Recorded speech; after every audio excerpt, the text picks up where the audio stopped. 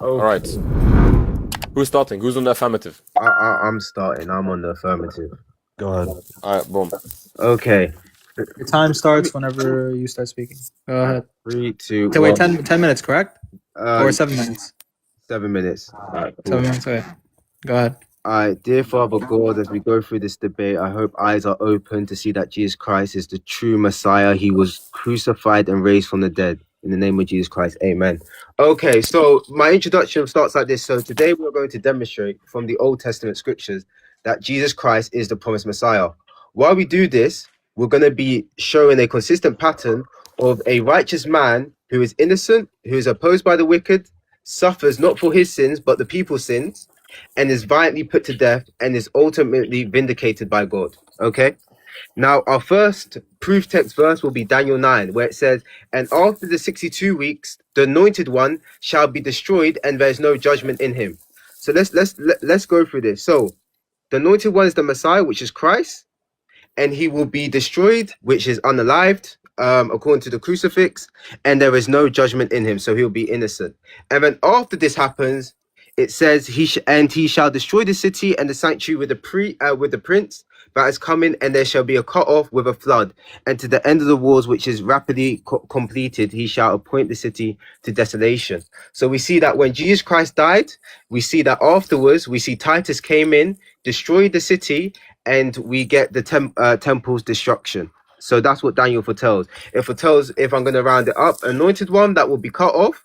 There'll be no judgment in him. He'll be innocent, free from sin, and his death precedes the destruction of the Jerusalem temple.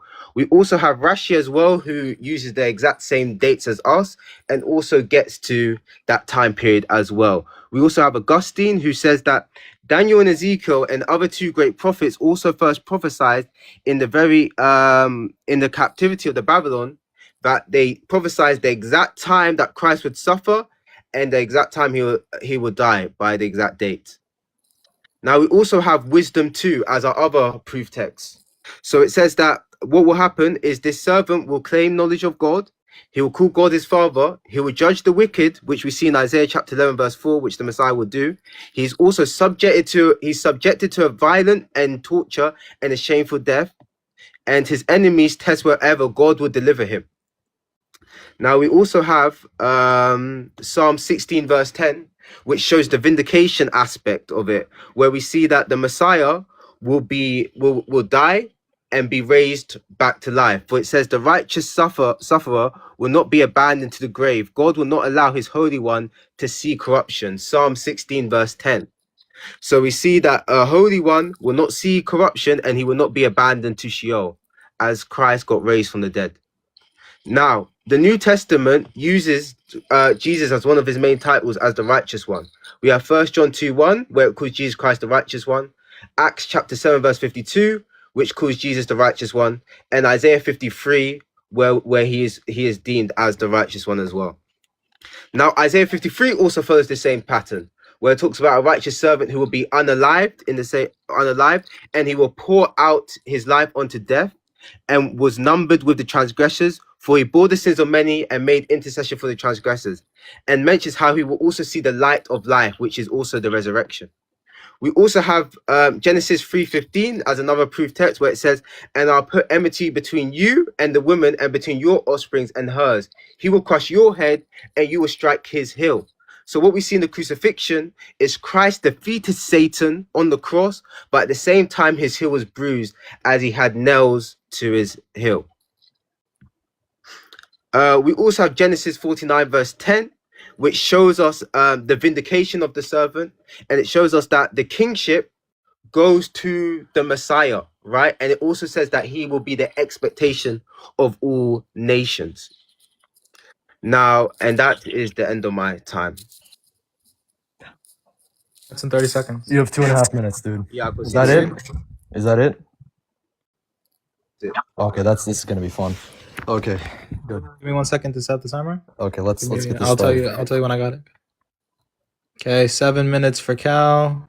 Okay, you ready? Starting Now. Okay. Assalamu alaikum wa rahmatullahi wa barakatuh, ikhwan. So the Christians, like my opponent, love to claim that their concept of Jesus, a divine crucified and rising Messiah, fulfills over 300 prophecies in the Old Testament. However, upon examining majority of these self-proclaimed prophecies, we find a multitude of issues. One such issue is that many of these passages are actually misapplied to Jesus. Take, for example, John 19, 28 to 29. It reads, quote, later, knowing that everything had now been finished and so that the scripture would be fulfilled, Jesus said, I am thirsty. A jar of wine vinegar was there, so they soaked a sponge on it, put the sponge on a stalk of the hyssop plant, and lifted it to Jesus' lips. This is a direct citation of Psalm 69, 21. However, the same chapter in Psalm 69, verse 5 says, O God, you know my foolishness, and my sins are not hidden from you. Obviously, if we take the entire chapter to be about Jesus, this would mean Jesus is a sinner. To even further it, the same concept is found in John 13, 18. It cites Psalm 41, verse 9 as a quotation of Jesus. However, in verse 4 of the same chapter, the same speaker, Jesus, asks God to forgive his sins. I can give over 25 exhaustive examples of this, but for the sake of time, I only included 2. So now our opponent, what he'd say, he would simply appeal to cherry picking specific passages and ignoring the context. Now, if we use the same methodology, the New Testament authors, to keep them consistent, say that Jesus fulfilled these scriptures, we can use as Muslims to say Muhammad, peace be upon him, is in the Bible. For example, Isaiah 29:12, it says, quote, then the book is delivered to the one who is illiterate, saying, read this, please. And he says, I am not literate. Now, without context, this sounds just like the encounter the Prophet Muhammad ﷺ had with the angel Gabriel in Bukhari, in the Hadith. But our opponent here would say, well, the context, it's God's judgment on false prophets. But hold on, when it comes to Jesus, he has no issues taking a prophecy about a sinner out of context and slapping it onto him. Be consistent. Another glaring issue is that the gospel writers misread the Old Testament prophecies. For example, Zechariah 9:9, we read, rejoice greatly, daughter Zion. Shout, daughter Jerusalem. See, your king Messiah comes to you, righteous and victorious, lowly and riding on a donkey, on a colt, the foal of a donkey. This is not in reference to multiple animals, just like Jerusalem and Zion are not two different places in this verse. Rather, it is a form of Hebrew poetry called parallelism. However, in trying to make Jesus fit this text, Matthew states that Jesus rode on 2 literal donkeys into Jerusalem at the same time. Obviously a very strange scene. That's Matthew 21, verses 2 to 7. The next issue that arises is that Jesus does not fulfill the criterion to be the Messiah.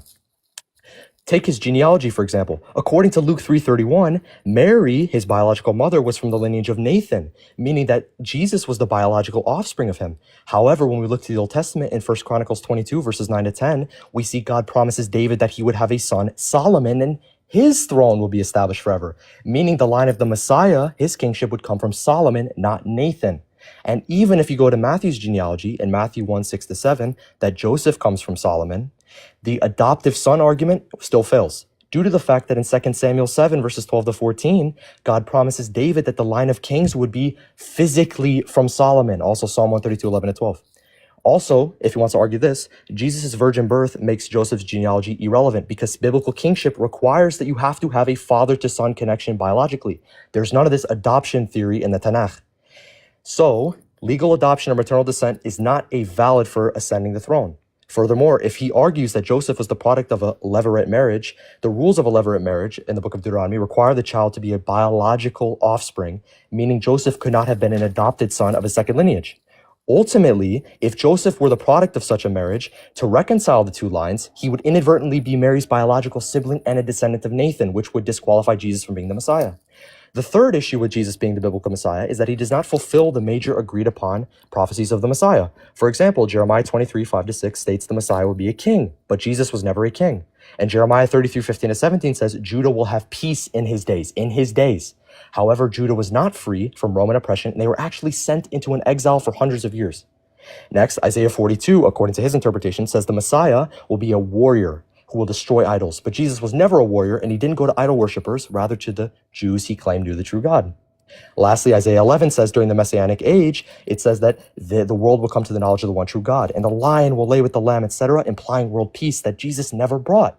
Now he's going to say, well, this is going to be fulfilled in his second coming. It was unfulfilled. But this is just going to be ad hoc because there is not a major indication within the text of the Torah or the Tanakh that states the Messiah would come for a first time and return to fulfill everything the Jews were waiting for. Now this leads me into my last point. The New Testament itself testifies that the Jews were not expecting Sigma's concept of a Messiah, dying, rising man God. For example, in Matthew 16, verses 20 to 23, and Luke 18, 34, even Jesus' own disciples did not understand or expect the Messiah to die and rise, as if this was foreign to their tradition and their scriptures. They expected the Messiah to not be defeated. Like in John 12, 34, it says, quote, the crowd spoke up, "We have heard from the law that the Messiah will remain forever. So how can you say the Son of Man must be lifted up? Who is the Son of Man?"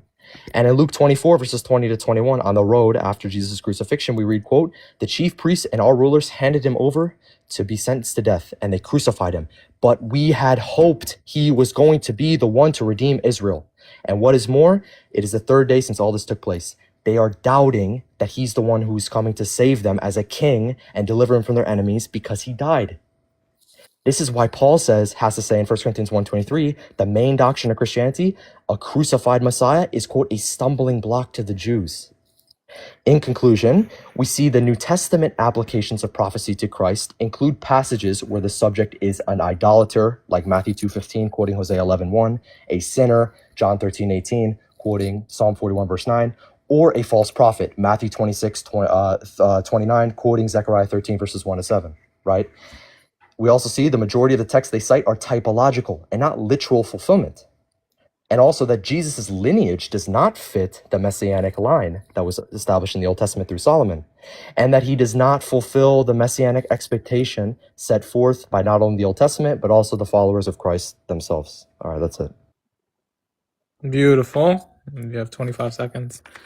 All right. Now we're going to go back to cross rebuttals, correct? Or Yeah, rebuttals. 7 this would be how many minutes? 7-minute rebuttals. 7 minutes rebuttals. Two Okay. rebuttals or one? Sigma, what was it? 1 rebuttal, right? I'll do whatever. Hello? Do 2? Okay. Sigma, where you at? Sigma. Sigma, you there? I think he tapped out. Yeah, drop down and then come back up. It's too early, brother. Bro, turning your phone on airplane mode isn't gonna help. This is gonna be bad for him, I promise you guys. Uqsim billah, I'm gonna destroy this guy, this kafir's claims.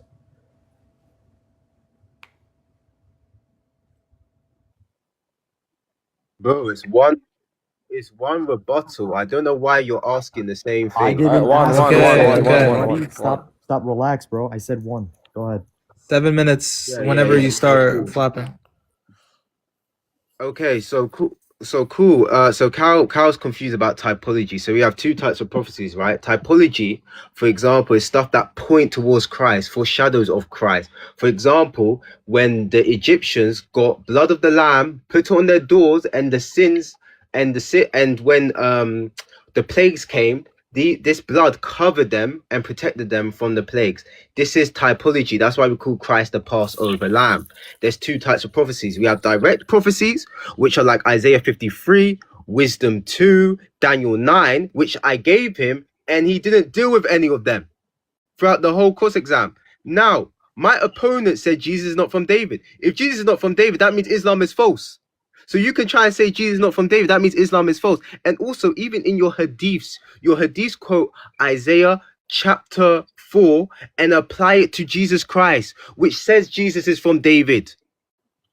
So don't try that. Now you tried to say we can't appeal to adoption. Yes, we can. Esther 2:7 clearly shows adoption. It says this young woman who was also known as Esther had a lovely figure and was beautiful. Mordecai had taken her as his own daughter when her father and mother had died. So the Bible does have adoption. Now, we also have Luke's line that has Jesus coming from David as well, which is from the Mary descent. That's why Paul says in Romans 1:3, Christ is descended from David by the flesh, and that's why all gospel authors constantly keep saying Christ is from David. Now, if you want to say Christ is not from David, that means Islam is false, because if he's not from David, that means when people were going to validate Christ's messiahship, they will look at Jesus and be like, he's a false messiah because he's not from David. And the Old Testament scriptures are the only way to verify if Jesus Christ is the Messiah. So if you're saying that Jesus does not meet these requirements, that means, as I'm going to say again, Islam is false. Okay, so you also said that when Jesus did not bring peace, yes, he did bring peace. Isaiah 53. What does it say in Isaiah 53? By his wounds we are healed, right? It's not a peace in the sense of world peace. It doesn't have to be world peace. The peace that the Messiah is going to bring first is the peace with God, which is the most important thing that we need. We need to be reconciled to God. That was the first job of the Messiah. Reconciles to God. Then I said in Genesis 49 verse 10, he will come back when it says the Messiah is the expectation of all nations, and he will bring that global world peace, which you, Cal, even believe the Messiah will do. So don't try it. Now, you also said what is it? You also said that the gospel authors are all confused and they're all of this, right? Well, if the gospel authors are all confused, why does your prophet appeal to our gospels, huh? Your prophet appeals to them. So if our gospels authors are so confused, why is he appealing to them? Huh? Answer me that. This is the issue you have to deal with. This is the big issue you have to deal with. Islam has to demonstrate continuity with the previous prophets and Jesus' messiahship. So as I'm going to say again, if Jesus Christ is a failed messiah, that also means Islam is false, and there's no way out of it. Okay, so I want you to deal with my points, which you didn't deal with. You didn't deal with any of my arguments. So my first one is what negates Jesus from being that servant in wisdom 2? I want you to deal with that. What negates Jesus from being that servant in wisdom 2? You need to deal with that, which you haven't dealt with. Then you also need to deal with Daniel 9. You haven't dealt with Daniel 9 as well, where it says explicitly that the Messiah will be cut off. You need to deal with that as well. And there is no judgment in him. He is innocent, free from sin, which you have not dealt with. You also need to deal with Genesis chapter 3 verse 15, which you have not dealt with as well, which talks about we have the good servant and we have the devil, and Christ destroyed the devil on the cross, which you did not deal with. So all of the messianic prophecies I said to deal with, you didn't. You just started talking about the genealogy of Jesus Christ. You didn't actually deal with my messianic prophecy. And then you lied as well. You're like, oh well, Second Temple Judaism did not believe in the crucified Messiah. Well, they did actually. First of all, we have the Dead Sea Scroll community who actually believed that there was a Messiah to come, the Melchizedek Messiah, which will be unalived, and they quoted Daniel 9 and applied it to him. So we already have a dying Messiah already, and Wisdom 2, as I said again, also portrays a dying Messiah as well.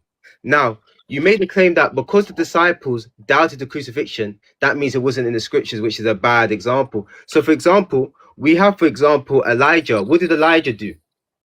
Elijah made fire come down from heaven, right? But he still doubted God. He still doubted God's mercy. And he actually, at the end of his life, he wanted to commit suicide because he was scared that people were going to unalive him, even though he made fire come down from heaven. In the same sense, the disciples are able to doubt Jesus Christ. There's no issue with this. But let me tell you one thing. What then, if you're saying the dead Messiah equals a failed Messiah, what then motivated the disciples to believe that Jesus Christ was the true Messiah? Something had to happen. And that is the resurrection. That's why you have, I think it's the Bar Kokhba revolt. When Bar Kokhba died, the whole 1 minute warning. But when Jesus Christ died, the movement did not die because he raised from the dead. Now, Cal, you need to deal with my prophecies. Stop talking about the genealogy, because even in your Islamic hadiths, they believe Jesus comes from David, because the hadiths quote Isaiah 11 and apply it to Jesus Christ. So stop this. And it says that in Isaiah 11, it says that the son is from Jesse. It says this person is from Jesse, which is David. So stop running. Okay, Cal? That's it. I can see the rest of my time. By the way, Sigma, I know what they meant by 2 rebuttals now, because I got to rebut your rebuttal to my opening statement. Is that fair? Wait, give me a second. Give me a second. I say now. No. Guys, one second. So, Sigma, obviously, when you were doing your rebuttal, you were expecting Cal to rebut, but it's Cal's opening. So that's why my opening statement. So Sigma, this is what we're doing. Sigma. Wait, why is he getting confused? Stop getting confused and deal with what I've said. You're getting Okay, so Sigma, confused. before you start my timer, can I clarify something? Because you straw man my position. Take all the time. I did not say that Bro, you're not meant to have a discussion with me. Dude, What are you shut doing, up. man? Shut up, dude. Shut You're up. debating. Sigma, Stop screaming. this is tangential. Okay. Bro, what is this guy talking about? Get What on do you with mean? your debate. Okay, fine. At the end of my debate, I'll at my conclusion, Bro, I'll get put on it with out. your debate, Well, fam. okay, It's just over. start. Yo, Cal, Just I start. told These you guys I don't want to are mod. No, No, Yeah, that's man. fine. Yeah, that's fine. Yeah. Okay. Can my time begin so I can destroy this guy's stupid arguments? Go ahead. All right, yeah. So firstly, guys, he quoted Daniel 9:24-27 and mute. Okay. He quoted Daniel 9:24-27. He says, well, the Mashiach, the Messiah, remember, he said the Messiah because he's reading the KJV. The Hebrew says, doesn't say HaMashiach. It doesn't have the definite article. It just says Mashiach. And we know from Psalm 105:15, all prophets are Mashiach. Isaiah 45:1, King Cyrus is Mashiach. So the point is, with Daniel 9, you lied. It's not about the Messiah. And even then, it doesn't matter if Rashi or the commentators say it must come before the destruction of the second temple. What we're looking to is when does the timeline get to? When does the timeline begin? Let's read. Daniel 9:24. 77s are decreed for your people and your holy city to finish transgression, to put an end to sin, to atone for wickedness, to bring in everlasting righteousness, to seal up vision and prophecy, and to anoint the most holy place. Read this. No one understand this. From the time the word goes out to restore and rebuild Jerusalem until Mashiach comes. So remember, from the decree, when it's to rebuild and restore Jerusalem and the temple, that's when the 483 years starts. Now, where do we start? Isaiah 44:28, Isaiah 44:13. God says to King Cyrus, he's the one who's going to say of the temple, let its foundations be laid, and the city, let it be rebuilt. And in Ezra 1:2-6, even though it only mentions the rebuilding of the temple, we know from Josephus's writings that Cyrus actually decreed the rebuilding of Jerusalem as well. So you have to start the counting from King Cyrus's decree around 536 BC, which means that 483 years from 536 BC gets you nowhere near Jesus' birth. So he fails that prophecy. That's number one. Number two, you quoted wisdom too. Now, again, since I already have a video coming out, I don't have to go too deep into this. You lied. You said it's about the Messiah and you said he dies. You're lying. When it says, let us condemn him to a shameful death, if you think this means that he must die, then according to Genesis 37:18-20, it says Joseph's brothers plotted against him saying, let us unalive him. But Joseph didn't die. Jeremiah 11:19 and Jeremiah 36 verses 1-6, Jeremiah is plotted against, but he didn't die. Them saying, let us condemn him to a shameful death does not mean he must die. It just means they're trying to unalive him. And you have to prove it's exclusive to the Messiah. Because according to 2 Chronicles 36 verses 15-17, 1 Kings chapter 19 verses 10-21, Luke 13:33-34, Luke 11:50-51, Matthew 23 verses 34-37, the righteous blood of the prophets is upon the Jews. And the righteous prophets, Isaiah chapter 1 verse 4, they went to the Israelites and they condemned them according to the law. They didn't want to follow their ways. And so the Jews hated them and tried to unalive them. Okay? Perfect correlation. Then he said Psalm 16:10. This is tangential. I don't have to spend much time on this. I know about the Holy One resurrecting. This is quoted in the book of Acts chapter 2, verses 27-30. I know, right? But that's not the point. That's typological. Again, that's typology, because you have to prove from Psalm 16, verses 1-10, that it's talking about the Messiah, which you can't prove without the New Testament, which is begging the question. Then he quoted Isaiah 53. Now, again, I've done the discussions with you on Isaiah 53. I mean, this is absolutely the worst argument ever. You said that he's dying and that he's innocent. You said he has to be innocent because he has no deceit in him. Well, Zephaniah 3:12-13 says the righteous remnant of Israel will have no deceit in their mouths. And in Luke 1:47, Jesus says about Nathanael, here is an Israelite in whom there is no deceit. Is that literal, or is it just generally righteous? We know the righteous remnant, and I have scholars who say the earliest interpretation of Isaiah 53 is that of a collective one from Daniel 11:33-35 and Daniel chapter 12 verse 3, where it says the righteous will lead many to righteousness, the righteous remnant, even though they suffer. And according to Lamentations 5:7, Ezekiel 4:4-6, Exodus 28:38, we know that the righteous of Israel bear the iniquities of the sinful of Israel and of the nations. So you have to prove it's exclusive to the Messiah. And in the Septuagint of Isaiah 53 verse 10, it actually says that the servant, if you give an offering for sin. In the Hebrew, the word im, it appears 786 times, I believe, in the Old Testament, all in reference to a conditional participle, a statement. If you make an offering for sin, your soul will see long-lived seed. Zara, literal offspring. Isaiah 44:3, Isaiah 59:21, Israel saw offspring. So again, Jesus, according to Isaiah 53:10 in the Septuagint, with which Matthew quotes in Matthew 8:16-17, he quotes the Septuagint of 53:4. That means that he's a sinner because he's offering for himself? Is Jesus a sinner, according to you? So that's number one. You have to prove it's exclusive to Jesus. Then Genesis 3:15. This is just awful. Genesis 3:15. This is, again, typology. And you don't understand the difference between Midrash and Pashat. In Jewish interpretation, Midrash and Pashat is distinct. Yes, there is Midrashic interpretation that says Genesis 3:15 alludes to the Messiah because he's defeating the serpent, but the literal interpretation is literally the author of Genesis trying to explain away the physical curses of men. In the ancient Near East, they used to stomp on the heads of snakes. In the same way, in the same chapter, Genesis 3:14-17, it says that in pain you will work, in labor you'll return to the dust of the earth. In pain you'll bring forth children. Is that about Jesus too? No, you cherry pick. So again, it's the and then he said, well, no, Jesus destroyed Jesus destroyed Satan. Oh no, Romans 16:20. Why does Paul say Satan has yet to be defeated, and he will be defeated by the church? Luke 10:19 as well. So Jesus didn't believe he fulfilled Genesis 3:15. Then he quoted Genesis 49:10. This is awful. I mean, it's awful that you quoted Genesis 49 verse 10. Why would you quote that? I agree you can interpret it to be about Messiah. It's never quoted in the New Testament in reference to Jesus. I agree there are prophecies in the Old Testament about the Messiah being the desired of all nations. There's no issue with this. But you didn't prove that it's Jesus. Thank you for quoting a passage that proves it's not Jesus, because the same Genesis 49:8-12, the promise to Shiloh, the promise to Judah, that Shiloh would come to them, right, and tribute would be brought to them, was not fulfilled with Christ, because the desired of all nations did not come. All the nations didn't come to the worship of the one true God.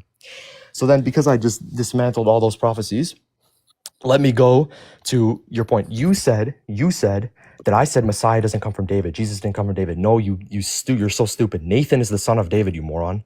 My point was that Jesus comes from Nathan, not Solomon. When the Bible says the Messiah will come from the loins of Solomon, Solomon's kingdom. Nathan didn't have a kingdom. So you lied and you didn't represent my position correctly. And then you was, the Gospels quote the Old Testament, this can't be true. The Quran says so. The Quran, what is it? This is tangential to the argument. Let's say the Quran confirms the Gospels. How does it prove Jesus is the biblical Messiah? It doesn't. But let me destroy you on that too, right? I don't care for now. I care about what the Quran says, but that's irrelevant to the point.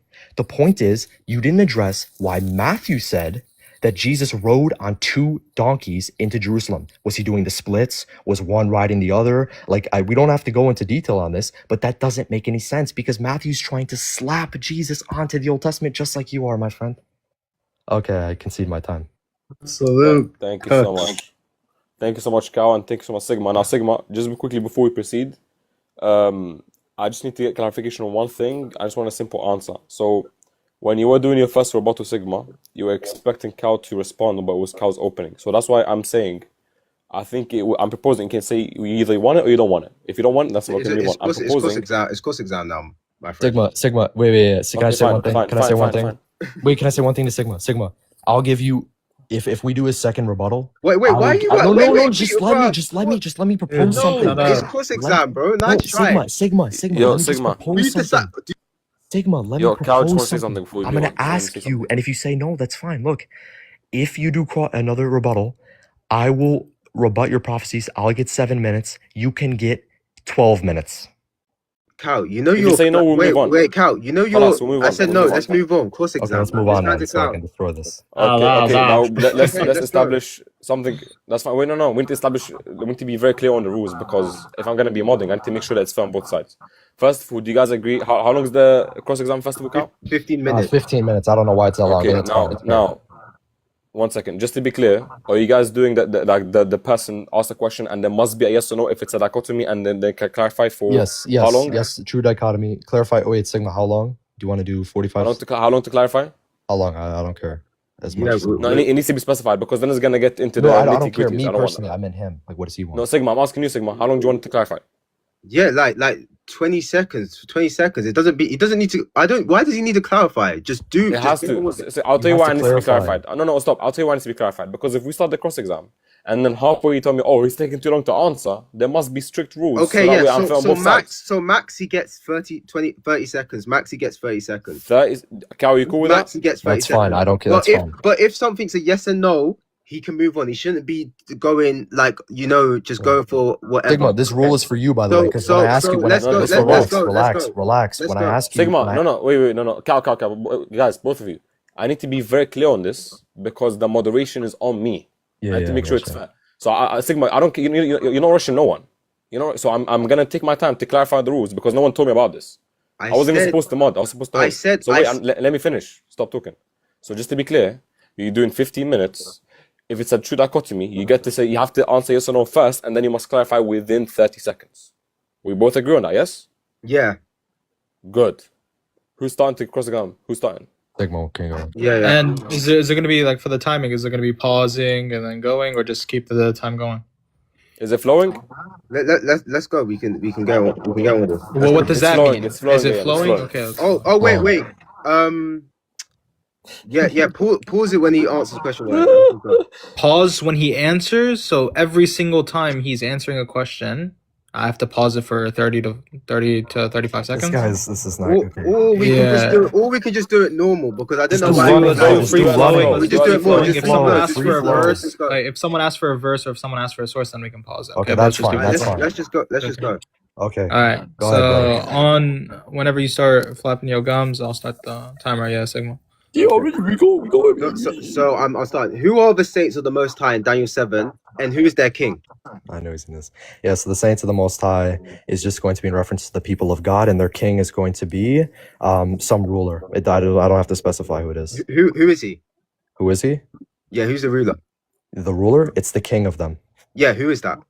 It doesn't matter who it is. You don't know. So No, would yeah, you say? Wait. My question would be this: do you know who it is? Yes Do I or know no? who it is specifically? Yes. Yeah, so I could say that it's going to be like a representation of the Islamic kingdom. You could say it's Messiah, but point is, it's not Jesus. No. I'm asking. Do you know who it is? Do I know who it is specifically? Yeah. Who would you say it is? Who would I say it is? Yes. Yeah, let's go with it. I'd say it's the Prophet Muhammad, peace be upon him. It's Muhammad now. Okay. Have Jews historically interpreted Isaiah 53 about the Messiah? Historically, yes. Okay, cool. According to Isaiah 49 verse 6, who is the same servant in Isaiah 53, it says Israel will be restored and this servant will be a light to Gentiles. Now, my question is this to you. Will Jesus restore Israel and be a light to Gentiles? Answer the question, please. Will he? Yes, will he? According to you? According to you. No, it's not according to me. It's according to you. I asked you, according to The you. topic is I'm biblical. asking, The topic is I'm asking biblical. I'm asking Biblical. the question. Don't go to to Islam. you, It's biblical. bro, stop running. Yeah. According to you, will Jesus be a light to the Gentiles, right? And will he restore Israel? Yes or no? Will he be a light to the Gentiles? And will According he to me? restore Israel? No, Answer the no, I question. don't have to answer. It's off topic. Oh, answer the question. It's Oh my off gosh. topic. Why are It's you off running? topic. We're not talking Are about you Islam. serious? Sigma, this is Oh off my topic, to be gosh, honest. this guy's I'm not running. running. And by the way, This can I guy's running. clarify? Can I clarify? Stop running. No, can I Okay. clarify? Can I clarify? No, Isaiah just 53? just Can I stop. You just clarify ran my away. answer? You just ran away. You just No, ran how away. did It's I fine, run? it's How did I fine. run? He ran away completely. Okay, this is gonna be bad for him. Yeah, this guy. Okay. According to Genesis 3 verse 15, where it says Satan. Now, according to Second Temple Judaism, was Satan seen as a devil? You're lying. It doesn't say in Genesis 3:15. You didn't hear what I said. I said, was Satan lying. seen as the devil? Genesis 3:15 doesn't say Satan. You're lying. You didn't hear what I said. I said the snake that represents is the snake in Second Temple Judaism represented as Satan. Yes or no? Foreshadowing, yes. So he is, yes? No, it's midrash. Do you know what midrash is? No. People say he is. You do know that. No, midrash. It's called midrash. Okay, Cal. According to your Islamic paradigm, the person who tempted Eve, was it a snake or was it Satan? It was Satan, bro. You stop going to Islam, bro. So as we see that the snake in the context with the midrashic is Satan, right? Okay, it's midrash. Do you know what midrash is? Is it Satan? Answer the question. Yeah. Hold on. It's Satan in midrash, but not literally. No. And who will crush him? Who will crush him? Yeah, according to midrash. According to midrash, it's a foreshadowing. Now, can I clarify? It's a foreshadowing of Messiah. Now, let me clarify. Okay, cool. Let me clarify. This interpretation was not widespread among the Jews, but certain Jews held it. This came about by people like Irenaeus Ignatius, okay, and Justin Martyr, okay. But even if I say it's not about Messiah, literally, because remember, Pashat overrides midrash. Pashat, the literal interpretation of the text, overrides midrash. Okay, so you'd have to prove it's about a crucifixion because the Messiah will defeat Satan according to the Jews. Okay, that's it. Time. According, Cal, in the past, did you say Daniel 2 and 7 was not about Islam? In the past, did I say that? No, I didn't. So in the past, you never said Daniel 2 and 7 is not about Islam. No, I never said it's not about Islam. Okay. In the past, did you say Daniel 2 and 7 is a bad argument to prove Islam? Huh? Did I in the past? Yes. Yeah, like a month ago, but I changed my position.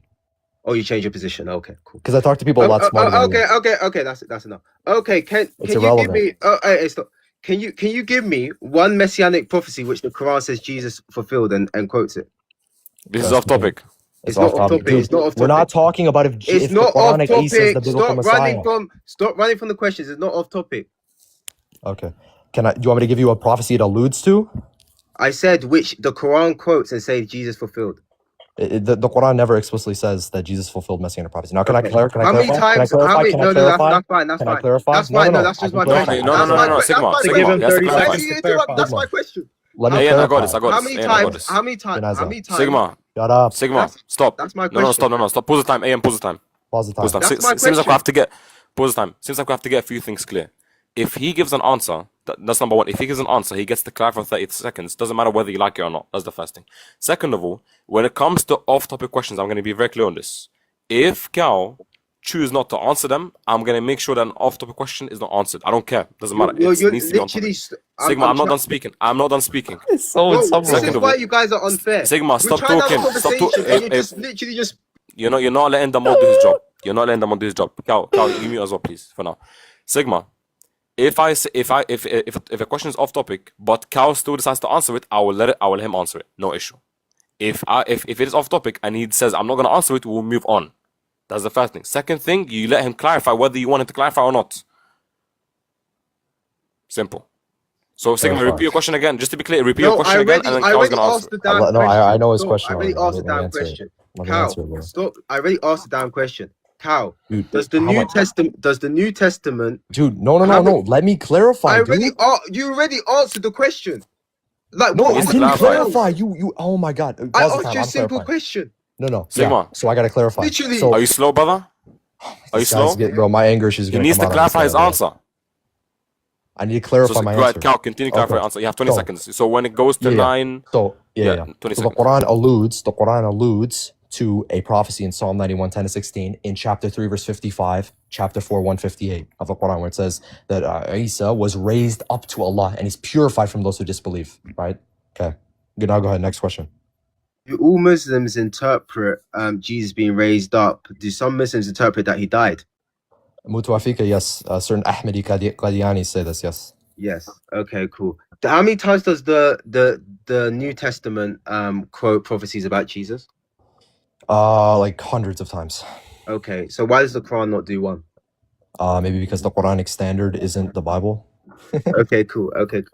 My other question is, what negates wisdom 2 being about Jesus? What negates wisdom What 2 being negates about it? No. That's not the. Oh, what negates it? Yeah. What negates wisdom 2 being Yeah, about? yeah. What negates it being exclusively about Jesus is No, the I said fact what that I said what negates it about it being about yes, Jesus. because the most plausible interpretation is that it's about the Maccabeans. I didn't say that. I said what negates it being about Jesus. I didn't What say specifically within the text negates yes it. of wisdom 2. What negates There, it? yeah. So there's nothing really within the text because it's super vague and it can be applied to anyone, right? So nothing negates it. Okay, cool. But that doesn't prove anything. Was according to wisdom 2, it says that they will test him with a trial, Yeah. and have a shameful death. Did Jesus have a shameful death? Yeah, you lied about the text.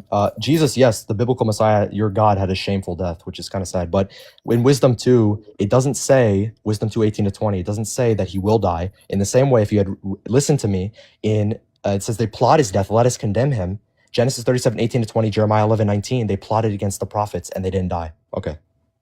Okay. According to let me just get this quickly.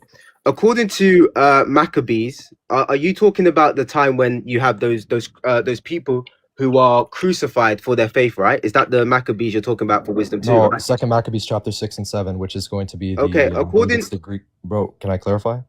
Which No, is you going don't be- need to. I don't need to ask anything. He needs else. to. Literally He simply- needs to.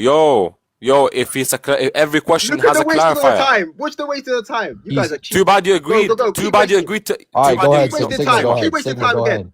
Sigma, go You ahead. clowns. Sigma, go ahead. Go ahead. bro. Exactly. Don't give me that nonsense. Now, according to Maccabees, it says that these people die because of their sins, right? It says that we are getting punished because of our sins. Now, according to Wisdom 2, where does it imply that the servant is sinful? Huh? Yeah, you're assuming. You didn't let me clarify. In Second Maccabees 6 and 7, you think that the righteous boys were sinners? It says they were. It says they were. The boys who were telling the Maccabeans to not follow their evil practices, they were wicked sinners. Okay, so Second Maccabees chapter 7 That's verse 32 verse 34 says, "It is true that our living Lord is angry with us and is making us suffer because of our sins in order to correct and discipline us." So the people, according to the Maccabees, were seen as sinners. According to the Maccabees? No, I mean according to the book of Maccabees, they are seen as sinners. Yeah, now, dude, oh my god. No, can I clarify? Not all of them, no. This is lie. It literally just says that. Where did it say not all of them?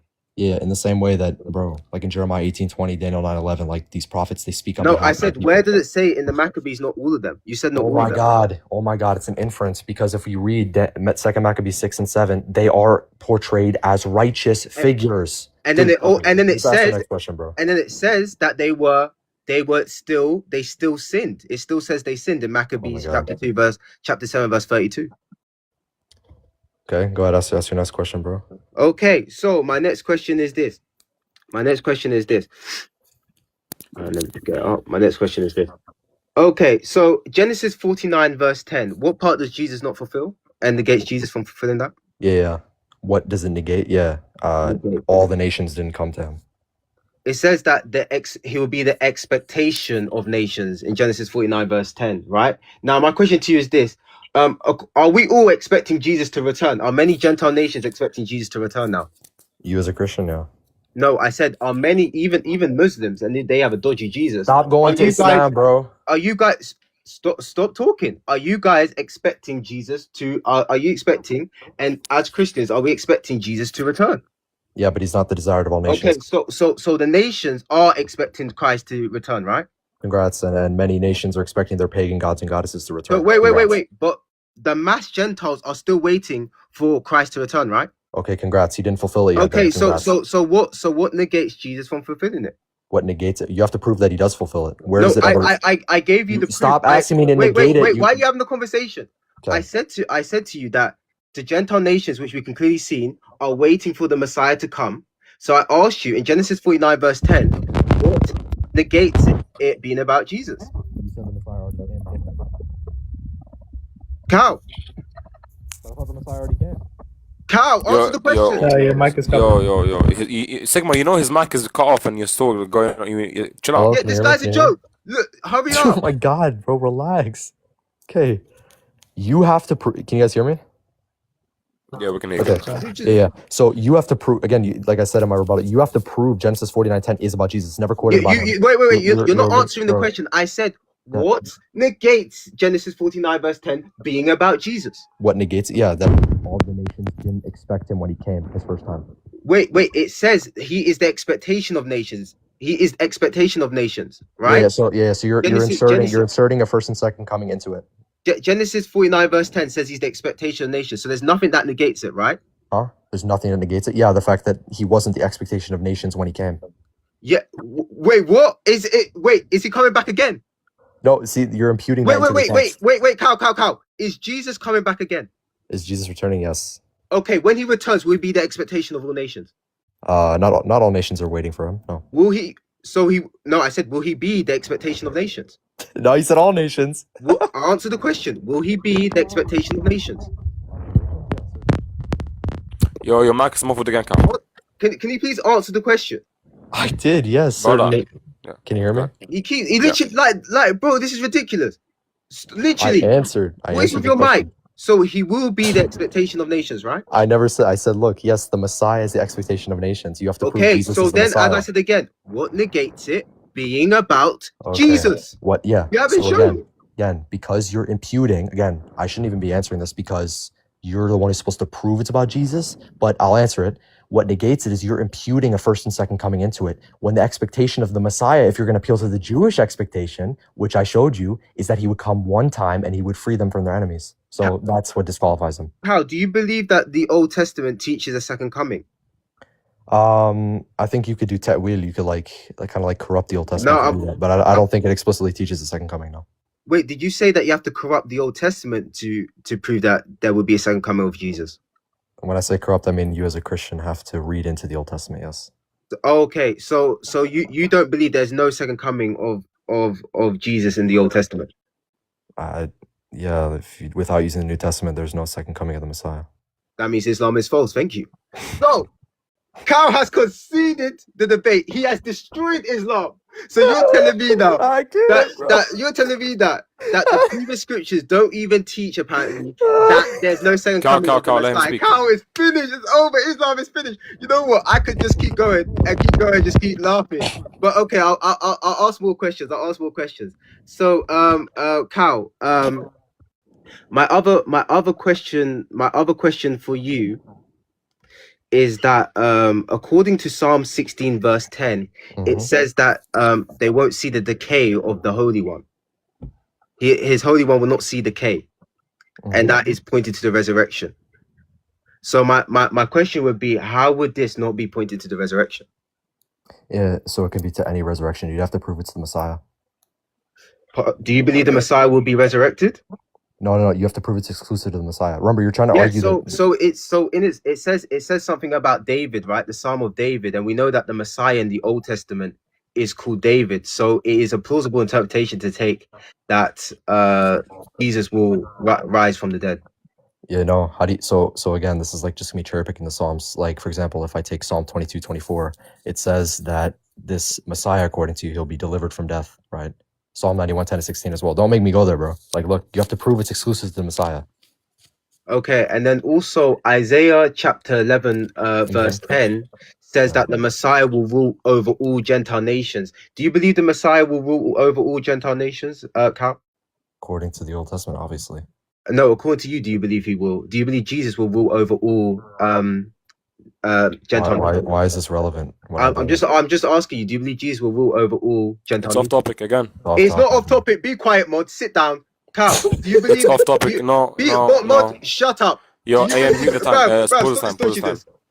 Hey, brother. I already clarified to you, Sigma. What's this, And bro? now you're misbehaving. Stay quiet. Stop Stay quiet. The time is paused. No one's running. What do you mean running? I'm literally I'm modding. scared. You guys are shook. Brother, Look how I'm shook you gonna mute you one more. I don't wanna keep muting you. If the moderator is speaking, you have to respect the guys moderator. are shook. Brother, stay quiet.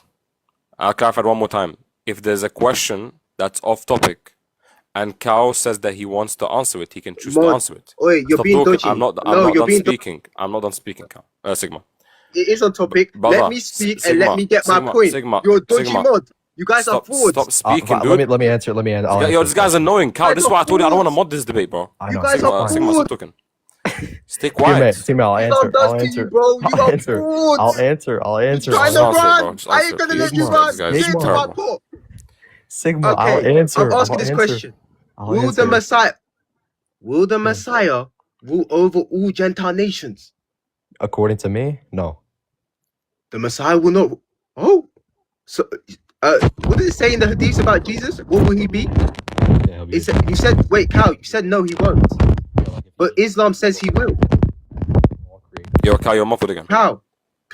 Bro, look, stop, bro.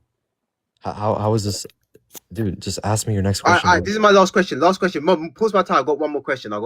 For him. No one's pausing time. Okay, so my last question is this. You said that Islam rejects Christ being crucified. There's a hadith that says that Jesus Christ will wipe the blood. Holy crap! What is that?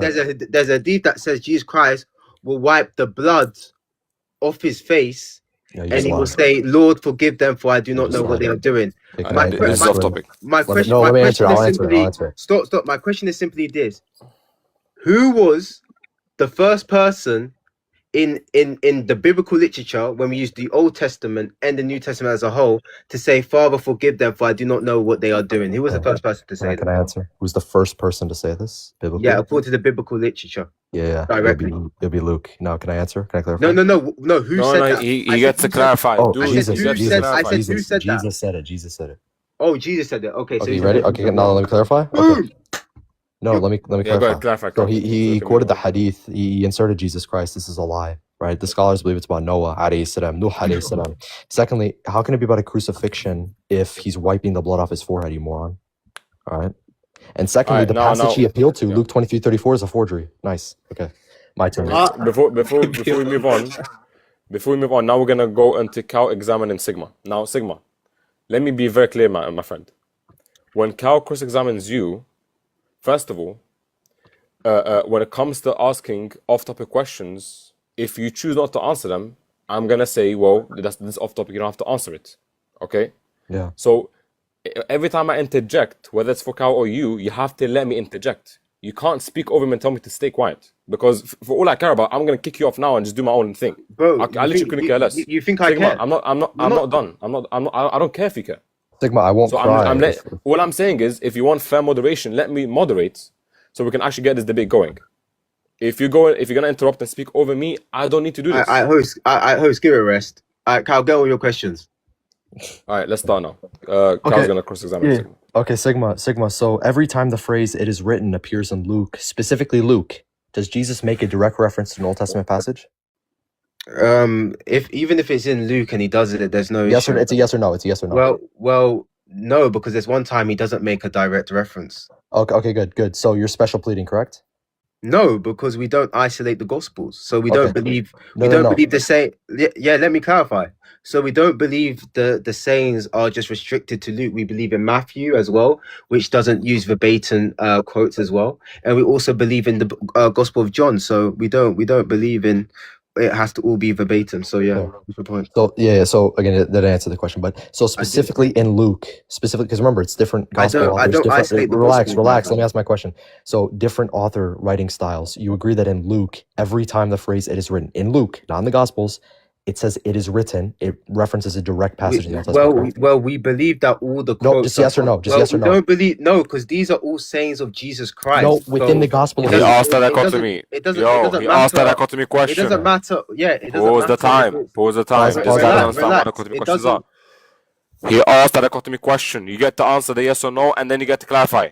It does. Yeah. So I said that yes, there's some say that it's written in, and then I said that there are other gospels that don't use it verbatim, and I believe that Jesus Christ's sayings are not restricted to one gospel. There's lots of gospels, so it doesn't work. Okay, good. That's it. Okay.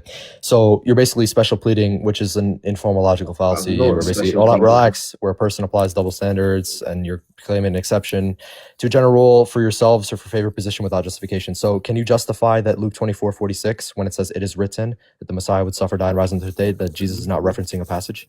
Yeah, he doesn't have to say it verbatim because we have other passages in Matthew where he doesn't say it verbatim when it says "it is written," and we don't believe Christ's sayings, as I said again, are limited to just Luke. So Luke has just taken a handful of Christ's sayings, and we see in Isaiah 53 and Daniel 9, which show the Messiah suffering and dying. Do they say he rose on the third day? Pardon me. We can reference the Jonah story as well, and then we also have Hosea where it talks about the 3 days as well, which we use for the typology.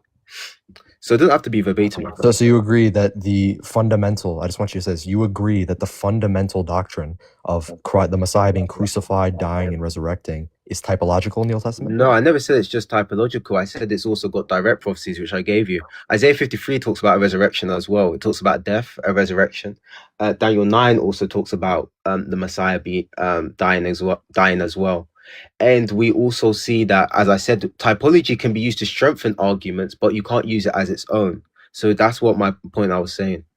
Okay, so then why do majority of the New Testament authors quote prophecies typologically? And I'm sure you know the passages I'm going to go to, but why did most of them quote it typologically and say that the ones that are actually fulfilled by Messiah, like him being a king, are fulfilled in the second coming?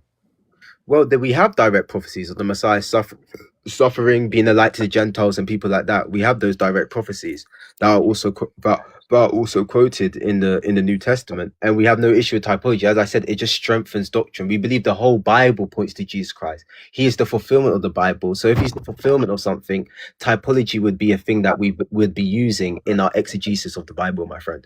Okay, good. So if we use your method of typology, meaning taking passages out of context and saying this foreshadows a future Messiah, what would be the defeater to me saying that Muhammad, peace be upon him, is in the Old Testament?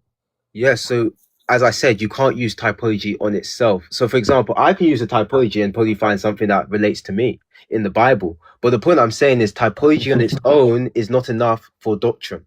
So you would need a direct reference, which we have in the Old Testament of Jesus being dying, suffering, and rising from the dead, and we also have typology as well to strengthen the doctrine as well. Okay, good. Which we have too, so that's fine. Okay. So I next, don't believe you do, my friend. do we have church fathers that say that prophecies have been lost within the Old Testament? What prophecies have been lost? Yes.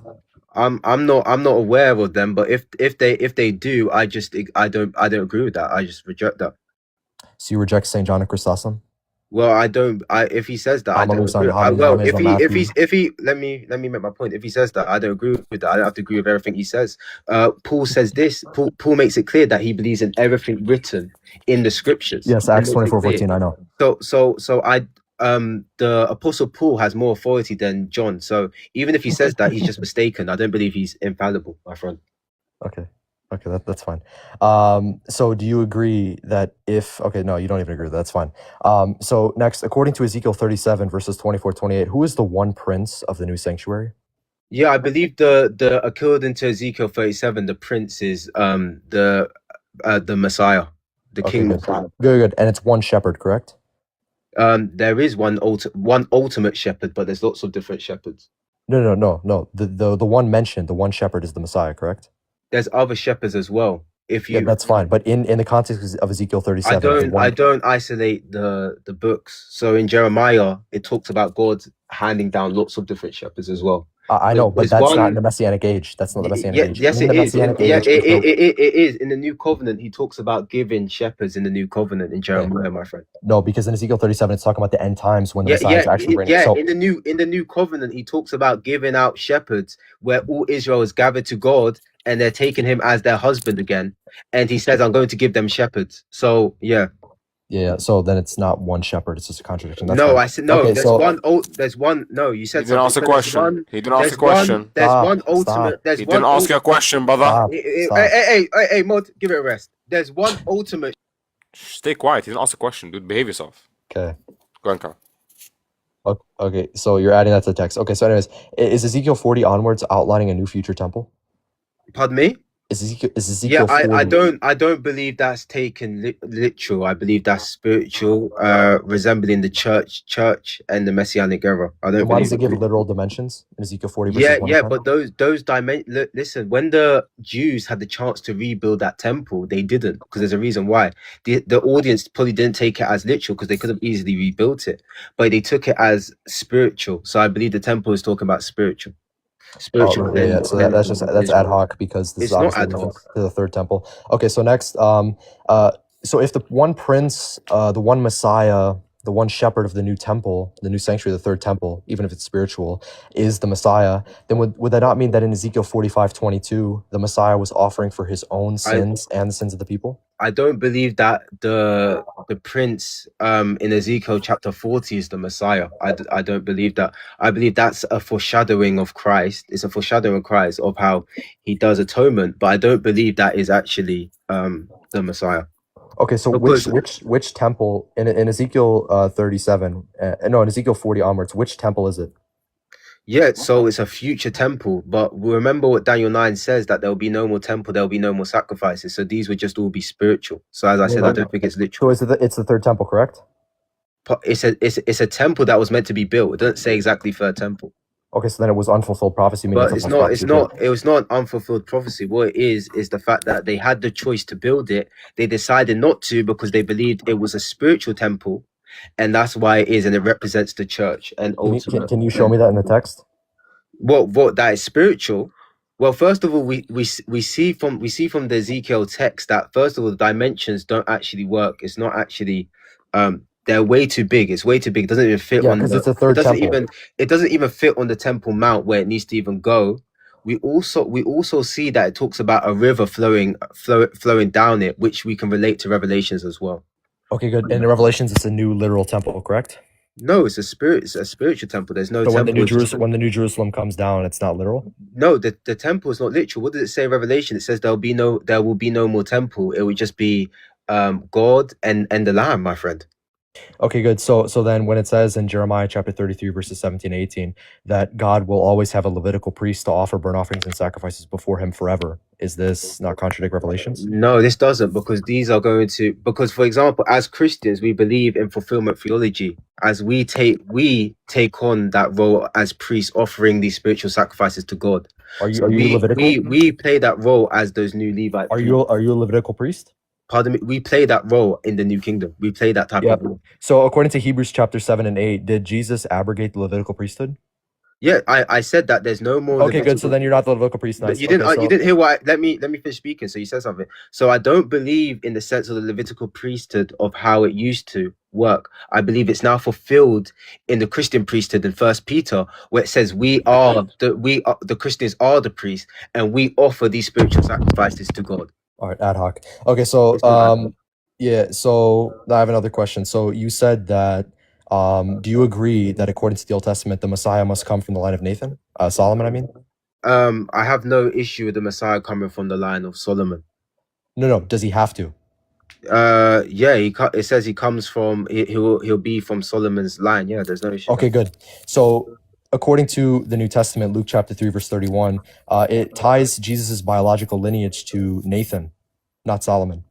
Yeah, but Jesus is also he also has that Judah Nathan lineage as well, but he also, because Joseph is his adopted father as well, he also gets that. And according to Esther 2:7, adoption is allowed. So No, that doesn't work. yes, it does. Because Adoption is allowed. hold on, because according to 2 Samuel 7 verses 12 to 14, do you agree that the lineage from Solomon is physical? I believe that there is a physical line as well, but I also believe because we also have that physical line from Nathan, it works out, and also because Jesus is adopted as well, that completely works out as well. Yeah, that doesn't work for you. Yeah, but Esther 2:7 says that adoption, you can be seen as that son from adoption as well. So we have adoption, and we also got a physical line as well. Yeah, no, that's not how it's laid on Deuteronomy. That's fine. It does. Yeah. So can you say that Jesus did not come from the physical line of Solomon? So we would say when Jesus didn't come from the physical line of Solomon, yeah, we would say he came from Nathan's line, but there's no issue with that because we have adoption. So yeah. Aqsim billah, he conceded. Okay, so the next thing, because I don't really have any more questions, I'll just make some. Okay, so you said that Isaiah 53, it's exclusive to Jesus because he's cut off, correct? Well, Isaiah 53. Yeah, he's cut off. I said he is exclusive to Jesus. He's cut off. Okay, so in Ezekiel 37 verses 11 to 14, basically God says to the Israel, he shows Ezekiel a vision of a bunch of bones, and he says, these bones are the house of Israel, and I'll lift them up, resurrect them, and bring them into the land of Israel, the land of the living, right? So they say, we have been clean cut off. So how can you prove Isaiah 53 has to be exclusive to the dying Yeah, Messiah? so first of all, the Ezekiel 37 verse, do you believe that hasn't even happened, my friend? Ezekiel 37 hasn't even happened. That's talking about the Roman exile, where they will come back into the land of the living by the Messiah. So that hasn't even happened. But we already have a fulfillment of Jesus Christ already fulfilling this, dying, and the death is a literal death. It's not a spiritual cut off, it's a literal death. It says he's poured out his soul to death. Did the Roman exile wait, you said it can't be a literal death, it has to be spiritual? I mean, I said it has to be a literal death, my friend. How? Yeah, because it says that it uses the example, even Jeremiah, when he applied it to himself, because Jeremiah saw certain things, resonated it, he applied it to himself, and it says that they would destroy Jeremiah. They wanted to destroy Jeremiah. So the language was physical death. No, Jeremiah 11:19, you misquoted it. It's talking about him being cut off and exiled. If you read Jeremiah 44, No, they said they want to destroy the tree. Yeah, the tree and its fruit. Yeah, the destroy tree it and cut him off, meaning they're going to cut him off in exile. No, they said they want to destroy the tree. The tree is Jeremiah. That's the one they want to destroy. Yeah, they want to cut him off, not literally. They want to send No. They said they want to destroy the tree. So I don't know what you're on about. Yeah, okay. Go so you can't prove. Okay. It is. Yeah. So according to wisdom 2, how would you prove that it's exclusive to Jesus? Yes, so I would say that he is the sinless Messiah. It talks about someone being sinless without sin. It says his ways are not unclean. We see that in Wisdom 2, that he boasts that God's his father. We see this consistently with Jesus. We see that he is condemned to a tortured death, which we actually see Jesus fulfills. And then we also see that it says they were in error and they did not know God's plan, which links straight back to the resurrection of Christ. So, do you think that someone being called righteous means that they are? I'm not saying. I'm not saying just because. Can you show me in Wisdom 2 where it says that he is 100% sinless? Yeah, what it doesn't have to say it verbatim, but because I'm saying that it says that his ways are not like our ways, and his ways are unclean to the rest and not like our ways, and it emphasizes his righteousness and him being God's father and son. We see the straight correlation through Daniel 9, Isaiah 53, where it talks about a sinless servant, and then we can apply it to Wisdom 2 as well. Yeah. So that's ad hoc. So would you agree No, that I then the prophets are considered? Would you agree prophets are considered righteous? Well, fun fact, majority of the prophets in the Old Testament all sinned except for Jesus Christ. This shows a distinction, right?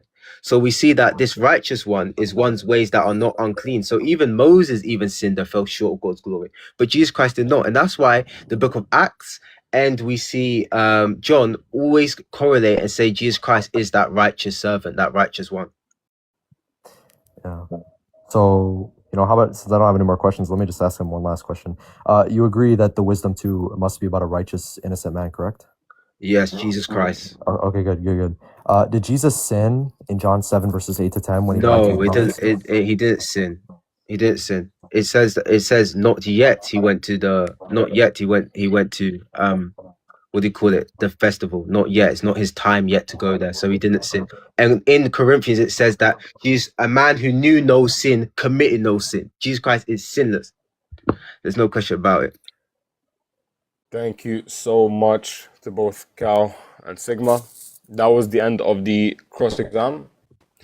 Is it now 5-minute conclusions from each? 5-minute conclusions? Okay, that's fine, yeah. Sigma, do you want me to go I don't know first? how long you guys. Yeah, you can go first. No, you can go first. No, you go first. I said you go. Wait, who started? Wait, Sigma started. both Sigma of you stop. started. Sigma started. Wait, who started the opening? I started. Then you go now, Sigma. and Okay, then Cal cool. finishes. Today, my man has been buried. Islam is buried. Islam is false. Because this guy literally said that the Old Testament does not teach a second coming. That means that Jews do not have to believe that Jesus Christ will come again. That means all the unfulfilled prophecies that Jesus Christ hasn't fulfilled, that means their whole religion is in the bin. He conceded his whole religion.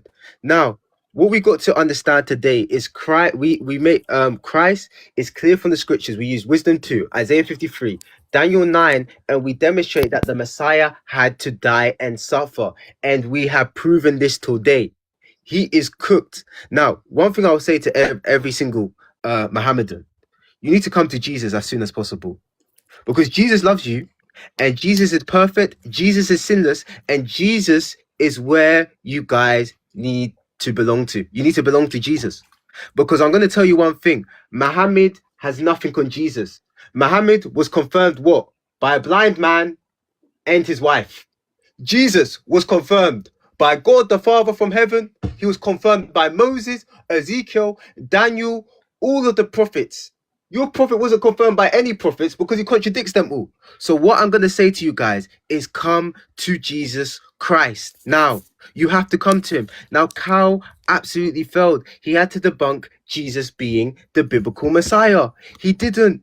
And if Jesus is not the biblical Messiah, that means Islam is false. Because that means the Jews had the right to condemn Jesus because the criteria for Jesus makes him out to be a false Messiah. So they could condemn him. They have any right to condemn him. This is why you have been cooked today. You have been so cooked. Islam is finished. And Christ is glorified. That's why we need to lift up Jesus Christ up high. That's why in Isaiah 53, let me just read Isaiah 53. Let me read it for the audience. Because there's only one man this can be. Only one man this can be, and that is Jesus Christ. Who has believed our message, and to whom the arm of the Lord has been revealed. He grew up before him like a tender shoot and like a root of dry ground. He had no majesty to attract us to him. Nothing in his appearance that we should desire him. He was despised and rejected by mankind, a man of suffering, familiar with pains.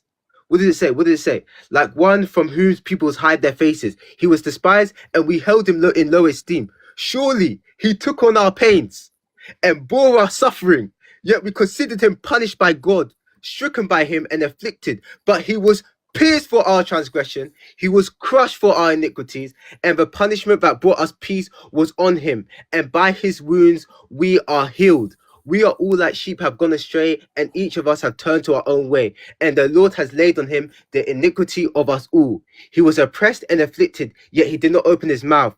He was led like a lamb to slaughter, and as a sheep before its shearer is silent, so he did not open his mouth. By the oppression and judgment he was taken away. There's only one man this can be. This is Jesus Christ. Now, hear this. When I read this to anyone, I read it to an atheist. I can even read it to a Muslim. I can read it to a Jew. And sometimes they'll be like, oh, this is Jesus. Because there's only one man this can be. No one else. Now, let me give you wisdom 2 as well. Let me tell you, when I first read wisdom 2, let me tell you something. When I first read wisdom 2, I was thinking that, you know what you would have to say to debunk it. To debunk wisdom 2, I actually said this. To debunk wisdom 2, you would have to say this comes after Jesus. Because it shows Jesus so clearly. There's no question about it. You just have to do damage control of it. So it says this. It says this. Let us lie and wait for the righteous man, because he is inconvenienced to us and opposes our action. He reproaches us for our sins against the law and accuses us of sins against our training. He professes to have knowledge of God and calls himself a child of Lord. He became to us a reproof of our faults. The very sight of him is a burden to us, because his manner of life is unlike that of others, and his ways are strange. We considered by him as something base, and he avoids our ways as unclean. Warning. And he calls the last end of the righteous happy, and boasts that God is his father. Let us see if his words are true, and let us test what will happen at the end of his life. For if the righteous man is God's son, he will help him and will deliver him from the hands of his adversaries. Let us test him with insult and torture, and we find out how gentle he is. That is so clear. It is the crucifixion of Jesus Christ.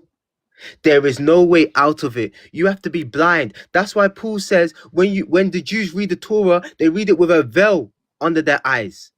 Because the prophecies in the Old Testament point to a crucified, raised Messiah. And Islam is the Antichrist. Now, Muslims, I am telling you this. Jesus loves you so much, you need to come to him. You need to leave Muhammad with his false doctrine and false prophethood. Time's up. And come to Time's Jesus up. Christ. Now. Time. Time's Time's up. up, so can I Time's hear up, you boy. 12 feet under, more than 6.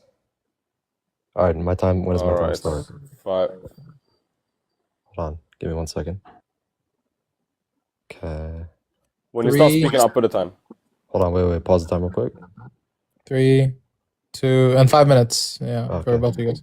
3, 2, 1. Go ahead. Okay, alhamdulillah. Not much to say. I mean, this guy barks runs his mouth. He yaps. He thinks he's smart. He thinks he's intelligent. Claims I'm running, just like all his fanboys in the chat. But my opponent here brought the weakest prophecies of Christ he could have. He ignored the historical context, the theological context, the expectations I set forward. He didn't reply to my arguments about Old Testament prophecies being misapplied, lost, misread. He didn't really reply to my questions. He just whined, like a little baby, he just whined and cried. And he kept getting upset, flapping his gums like usual, right? I've dealt with all of these garbage arguments dozens of times before. And Sigma runs his fat mouth, tries to claim I'm running from him. But clearly I've demonstrated and exposed his lack of biblical knowledge. And I've shown that the biblical version of Jesus Christ was no more than a failed Messiah, biblically speaking. Ultimately meaning the New Testament would be false, and a Christian has no reason to believe in this doctrine of atonement. Now, here's what's interesting, just as a tribute to Isaiah 53. He said it's exclusive to Jesus. He read every single verse. He actually misquoted verse 5 to conclude. The word mih in Hebrew, it means from, because of, not for. Okay, so he's suffering because of the sins. Every single passage you just preached on like a little preacher in a pulpit, right? You little heretic, you reject John Chrysostom, right? Hope someone clipped that. I'm going to read for you every passage, how it correlates to Israel, the suffering servant. Okay, here we go. He grew up before him like a tender shoot, like a root out of dry ground. This is Ezekiel 16:5-7, Isaiah 60, verse 21. Israel's called the root out of dry ground, who the root that God planted, who grew up before God unexpectedly, right? He was despised and rejected. Psalm 44:13-14 says Israel was despised and rejected. Isaiah 60:15 as well. He took up our pain. Psalm 137:3-7, Lamentations 1:2, Lamentations 2:15, Lamentations 5:11, Jeremiah 50:33, Isaiah 47:6. All these passages, Lamentations 5:7, Ezekiel 4:4-6. Not exclusive to Jesus. Jeremiah 10:25, Jeremiah 50 verse 7. I thought you said it's only Jesus. What about we all like sheep have gone astray? The Lord has laid on him in the iniquity of us all. Isaiah 47, verses 6 to 7. The iniquity of the Gentiles and the wicked Israelites was laid upon the righteous of Israel. He was oppressed and afflicted, like a lamb to the slaughter. What? Isaiah 52, 4, Psalm 44, 11 to 22, Jeremiah 23, 1. How about these, right? About Israel. So what you see is no more than this guy misquoting the Old Testament, misquoting it, taking it out of its historical context, and then whining and crying when we have been nothing but fair to him, runs his mouth, barks, blah, blah, blah, blah, blah. Cal, you running for me, fam. You know, all this. It's insane. And he comes with this nonsense. I thought you were going to bring way better prophecies, my friend. I expected a lot. I don't want to say I expected more from you because I don't really expect anything from you, but I expected more from you, man. I'm disappointed in you. I got 2 minutes left. What do I even say? I mean, this is just embarrassing. It's just embarrassing, right? He said, well, come to Jesus. You know, Jesus loves you. Jesus, Muslims, Islam is false. Guys, remember the debate topic. Is Jesus the prophesied Messiah in the Old Testament? Islam being false is tangential. Islam could be the most false religion in the world. It wouldn't make the topic right. It wouldn't make Jesus a true Messiah. So he just went off that. He doesn't know how a debate works because in his rebuttal, he assumed that I was supposed to rebut his opening statement and my opening statement. So he clearly doesn't know how a debate works. I mean, he has short-term memory. I know you're jealous that my memory is like 15 times of yours, but yeah, I mean, you also didn't track my point. You conceded by saying that Jesus didn't come physically from Solomon. If you concede that, wallahi al-azim, you conceded that Jesus is not the Messiah. And I hope someone clipped that so I can make a little video out of this and show you how if you concede this and say this is true, then he's not the Messiah biblically. He doesn't fulfill the criteria. I'd even get into how he's anointed, how the New Testament portrays his kingship, how that doesn't fit the messianic anointment or reign, right? But alhamdulillah, guys, just know this. Anytime a Christian tells you Jesus is in the Old Testament, and they say, well, Jesus is prophesied, all this, blah, blah, blah, blah, blah, we as Muslims can do the same and more with Muhammad, peace be upon him, in the Bible, using the same criterion and using actual fulfillment. Okay? All right, so I'm done. All right. Barakallahu feek. Thank you so much. That was the end of the conclusions. Now, I believe you guys agreed on 5 questions. Is that right? Yeah, that's fine. Because I gotta go, fam. It's getting late. That's I got fine. church tomorrow, fam. All right. Yeah, 3 yeah. questions Either then. way, Yagami. Yeah. 3 questions from each side. So again, if you're a Christian or if you're a Muslim, and you want to ask a question to any of the either the opposition or Cal, then make sure to put in your request so that way we can start with the questions. Who wants to start with questions? I'll start. What, fam? Why are you up here? Shut up. I can ask a question. Are I'm you joking. good? I'm joking. What's your question? Okay. So, dude, there's so many questions. Oh my god. Sigma, just stay a little longer after. Like, let us Just stay a little answer your longer. question, mate. Okay. But just give me 1 second. Let me pull up the source. Okay. Very simple question. So, in the back and forth that you had with Cal, not only whenever Cal bring up John chapter 7, verse 8 through 10, you said that Jesus says, I am not yet going up to the festival. You said this, correct? Just as a Yeah, clarifier? he said I'm not yet. I am not yet going up. Are you aware that you just quoted, right, a reading that has a variation? And I'll show you right here. If I could show the source before you answer the question. Okay. So John chapter 7, verse 8 through 10. I have it right here. I am not going up to the festival because my time has not yet fully come. This is how it's translated. Some manuscripts include not yet. But how was this inserted? Let's go to the book from Bruce Metzger and Bart Ehrman, the text of the New Testament, Transmission, Corruption, and Restoration, where we have them saying the inconsistency between Jesus' declaration in John chapter 7, verse 8, I am not going to this festival for my time has not yet fully come, and the statement 2 verses later, but after his brothers had gone up to the feast, then he also went up not publicly but in private, a discrepancy that Porphyry seized upon to accuse Jesus of inconstantinia ac mutatio, led some scribes to change, I am not yet going up. All right. So basically within the conversation, you did concede that if it did say, I am not going up, it would be a lie. but you quoted a later variation in a reading that was corrupted and changed because early critics of Christianity, like Porphyry, who's a student of Aristotelian thought, criticized this and said Jesus was sinful for this specific verse. How do you reconcile your lie, your misquotation of history, and the scribes fabricating? I'm not done. And the scribes fabricating. Bro. It's one question. It's not a whole dialogue, my friend. So I'll answer your question. Yeah, so I believe the right one is not yet. And I think even when he says not goes to, I don't think there's an issue with that. It's just talking about how he will come to the temple at his rightful time. But yeah, not yet would be the most plausible one we would go with. And that's the early scribes saw it as an issue. You didn't answer that. Why are you still no? But early scribes saw it as an issue. I don't believe they changed it. I believe the original one was not yet. So there's no early scribes changed it. It was right in front of you. Early scribes didn't change it. I said the original one I believe is not yet. That's what I said. So early scribes. Wait. Real quick. Just so I understand your answer. And just so you can move on. Even last time, there's a little back and forth. But just so I understand your answer. Just so I understand your answer. Sigma, it's fine. Just so I understand your answer. No, this is what I say again. This is what I said again. Oh my God, you're terrified. This is why you guys can't. I'm gonna catch you. You guys aren't hosting another debate again because you don't. The same thing happened last time. You don't have to be. Alright, drop, my friend, bro. No, I'm staying up. It's like, bro, you need to be. Go ahead. Go ahead and respond to the answer. Yeah, I mean, that was just an awful interpretation. You saying, "Well, I believe you don't really have any evidence," or An showed you the evidence that this is going to be a later reading. The scribes were changing, right? And even Porphyry, I believe An showed it. Porphyry mentions in his critique of the Gospels, this is an obvious lie from Jesus.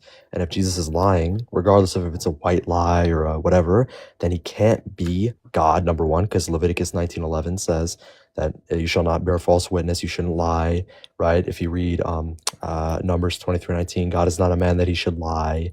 So again, you just conceded. If you concede that, you concede that that as well, and then he can't be fully righteous as well. Thank you so much. Now from the Christian side, Sigma, I can tell you who's requesting. You got Missionary S, you've got the Nazarenes, you've got Runta, you've got Notorious, you've got Amir, you've got no,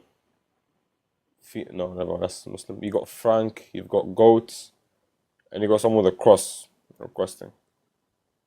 Someone with a cross. Wait, say them again quickly. And now Saint is requesting as well. Yeah, can we get Saint up, please? Yeah.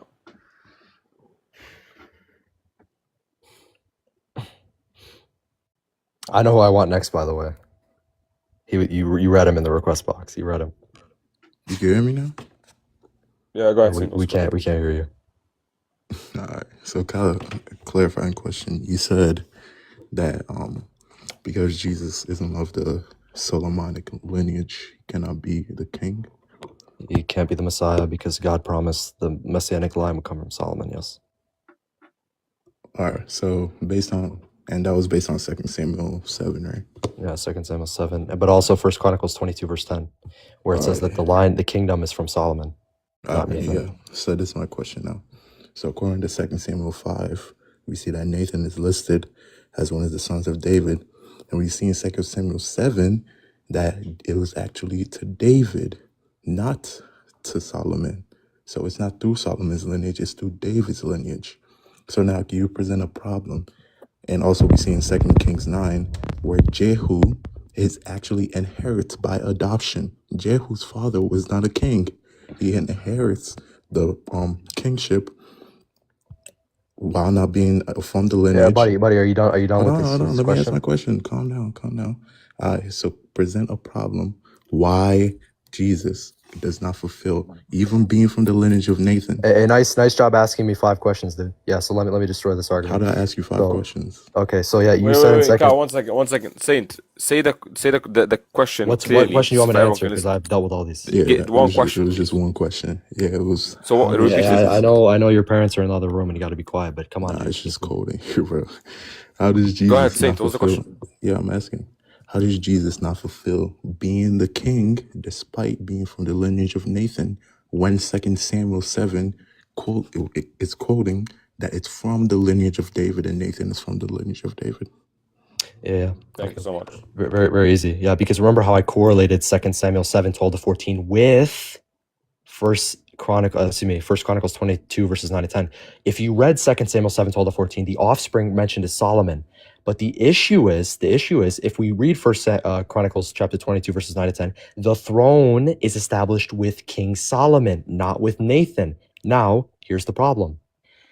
The issue is, you're saying it's adoption for the Messiah, when the understanding from 2 Samuel 7, 12 to 14 is you're going to have Solomon and then the offspring after him, which is why you see in Psalm 132, 11 to 12, which I had mentioned during the debate, Psalm 132, 11 to 12 says that if David's sons are righteous, their sons will inherit the throne forever. So David's sons culminating with who? Not beginning with Nathan, beginning with Solomon, who's the one whose kingdom established. From there on, continuing down to ultimately the Messiah. Right? And by the way, you didn't address what I said earlier in the debate as well. I mentioned you're going to appeal to this adoption. You're going to appeal to the levirate marriage from Deuteronomy 25. That doesn't work because you're just going to end up with a faulty lineage for the Messiah. I mean, look, it's simple. Can I Sigma, go ahead, respond. can I answer? Yeah, first of all, if Cal wants to say because Jesus doesn't come from David, that means he's a What I said, you moron. Yo, let me finish Cal. speaking. Yeah, he gets to respond. Yeah, relax. So if Cal wants to say Jesus Christ does not come from the right line from David or something like that, that disqualifies him from being the Messiah. That means Islam is false. So his religion is still buried. And also there is adoption in the Bible. Esther 2:7 clearly shows adoption adoption. So there is that in the Bible. Also, Jesus comes from Nathan, which is also directly from David as well. So there's no issue. And Romans 1:3 says Jesus Christ is from David according to the flesh. Bam. Thank you so much. Cal, do you want your question? Wait, read who's in the request box real quick. Ibn Aisha, Farouk, Ibnite, Supremacist, Sultan, Nazarene, Notorious, Yemen, Doctor, Med the Servant. Is missionary S there? Missionary, 1 sec. Yeah. Okay, can you bring him up?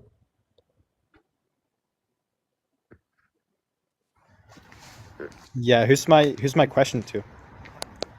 Sigma. Sigma, how do you sleep at night knowing you got baked so hard? Okay, bro. What? Kick him. Yo, can we get a serious question, missionary, why are you trolling, man? Can we get a serious question? That doesn't count as a question. Yo, why are you told? Shut up. This guy's a troll. Missionary, do you have a question or no?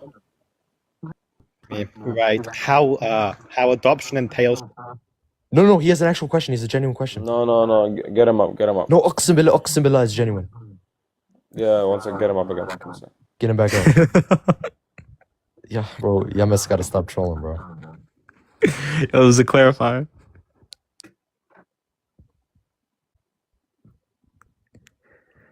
Yo, missionary, request again, bro. Dude, this guy, bro. Dude, he just got off. Oh my god. Okay. Yeah. Sigma, can you hear me? Yeah. Okay. Can you demonstrate to me how the tribal affiliation examples you gave me in Esther entails like succession of the adoption entails succession of tribal affiliation, or of like kingship authority, please? Yeah, so because in Esther 2:7 it says that he was treated as her own daughter, then we can clearly see that there can be a line be transferred through adoption as well. But as I said, we don't just appeal to the adoption point. We also believe Jesus Christ is also physically descended from David, from Nathan's area as well. So we use them both. Yeah, can I respond? Yeah, that's not what I'm arguing. I'm arguing that I'm not saying he doesn't come from Nathan. I'm saying he doesn't. From David. I'm saying he doesn't come from Solomon, who's the one who the Messiah was established through. That's why you got to appeal to adoption, to say that Joseph, because Joseph was from Solomon and he's the adopted father of Christ. You're saying that this means that Jesus could be, not that he's from David, bro. Stop strawmanning. Okay. Thank you so much. Sigma, who do you want next? I will give you the list. You got Honko. He has a cross in his name, so I believe he's a Christian. You've got Time's Up. You've got the Nazarenes. You've got Runta. You've got Emir. You've got Black Men. You've got some guy with an emoji. You've got Phoenix. You've got Frank, and you've got Goat. Give me the guy with the cross in his name. The one I said the one at the end? Yeah, give me the guy with the cross in his name. Oh, yeah, you mean Honcho. 1 sec. Okay. There you Yo, can you hear me? Yep. What's your question? Yeah, I got to clarify, and if you mind, I could just read this quick verse in Wisdom 2 real quick. Yeah, go ahead. Go ahead. Okay, yes, okay. In Wisdom 2:18 it says, right, so for if the righteous man is God's son, he will help him, and he will deliver him from his hands and his adversaries. So given that the reasoning in Wisdom 2:18 is going to be if sonship, then divine protection, if lack of rescue, then falsification, if Brother, death. no one gets what you're saying. I Can you can't speak clearer, understand you. You please? gotta speak up. Can you hear me? Like, what is this? Yeah, we can hear you. I We just can can't hear you. understand You're not speaking properly. Okay, bet. Okay, so given the y'all heard the verse though, right? It wasn't 218. I know I've dealt with this before. Go ahead. Okay, bet. So it says if sonship. Okay, so the reasoning right is being made in Wisdom 2:18 is if sonship, then divine protection, if lack of rescue, then falsification, and if death, then apparent disapproval. So this is the reasoning that's being used in Wisdom 2:18 all the way to 20. But given Wisdom 21, that the Jews, right, are going to be, their reasoning is going to be flawed, right, and the mysteries of God, they're not going to know the mysteries of God, then how is it going to be the case that this is going to be pre-mortem salvation instead of post-mortem salvation, which will only be, is the only conclusion which will be intelligible when it comes to the rescue of the righteous man? Can you ask your question again? Yeah, given the Wait, Wisdom one 2:18. second. Sigma, do you understand this question, Sigma? He's asking he's asking which type of salvation will it be from the like how would he be saved? Is it through after his death or during he's about to die? That's Yeah, what he's I'll saying. just repeat my question, right? So, given the No, context of one second. Wisdom Oh, 2. no, Huncho, wait. Is that what Sigma said? Is that a question? Yeah, but I could explain it if Kyle's not checking. No, I'm tracking. I understand now. So you're saying, so essentially what he's saying is that because their reasoning is false, and they said that look, if he's a son, then he'll be protected, and they're saying this is pre-mortem salvation, then that would entail that it's post-mortem. But Wisdom 2, here's the issue again. Wisdom 2 verses 18 to 20 doesn't mention that the person dies. It just says that let us condemn him to shameful death. It's their reasoning. Remember, their reasoning that they're going to condemn him to a shameful death. But if you read Genesis 37:18 to 20, they said the same thing about Joseph. Joseph's brothers say the same thing about him. Let us see what becomes of his dreams. Jeremiah 11:19, let us cut him off from the land of the living. Obviously, it didn't happen. So you're appealing to the Jews. Who are saying in verses 18 to 20, well, if he's the son of God, he'll be protected. Let us condemn him to shameful death. They reasoned and they were wrong. Right? Okay, they're wrong about the person being saved pre-mortem. That's fine. Where does it say that he dies? Right? Why do you only apply verse 21 to verses 18 to 20? Why don't you apply it to the whole chapter where they're reasoning against the righteous man? Go ahead, Sigma, you can respond. Yeah, I'll be real. Wisdom 2, there's no way out of it, to be fair. It shows Christ's crucifix really clearly. We already know Christ historically died. There's no question about it. So I'll be real. Wisdom 2 just lays it out completely to Christ. He couldn't actually debunk it in our debate, but yeah. All right, thank you. Muslim side, Cal, who do you want? Repeat and go for it. And yeah, Sigma, there's no way you don't have room for two more questions. There's no way you don't have time for two more questions. So one more One question. more, then four. No one does three questions. One more question. I have church tomorrow, bro. Bro, Yo, by the way, he says he has church tomorrow. He's gonna be the first person to open a live after this for like an hour. Come on, dude. Sigma, come on. You're not going to sleep. You're not going to sleep after this. I already done my work today, fam. You got smoked. That's why you're running. That's why you're running. Definitely running. When I came on the Muslim platform with a Muslim mod, definitely 100%. Damn, brother, your voice is irritating. Go ahead, Kufar. Ask a question. So basically, Sigma throughout the debate, but first I would just want to explain the question in 20 seconds so everyone understands the chat. So basically, throughout the debate, Sigma kept insisting that Jesus was sinless. So I just want him to explain this passage. I don't know if it was brought up during the debate or not. In Mark 5 and Luke 8 and Matthew 8, Jesus allowed the demons to enter a herd of pigs that clearly belonged to someone else, and the pigs then rushed into the lake and they drowned. There's no consent from the owner, there's no compensation afterwards, and there's no necessity. Since Jesus, being allegedly God, he could have destroyed or dismissed the demons without killing anything. The question is the destruction of another person's property not a sin according to Exodus 20:20? 22, is causing the violent death of an innocent animal is Bro, not I can't cruelty, even. You're not a sin. speaking like Now 500 listen, speech, listen. Let me bro. complete the What are you question. even saying, And if your bro? answer is Jesus can't No, no, sin wait, Stay by quiet, dude. definition, then that's just over. Okay, yeah, that's the question. I'm gonna go. Bro, I didn't even understand.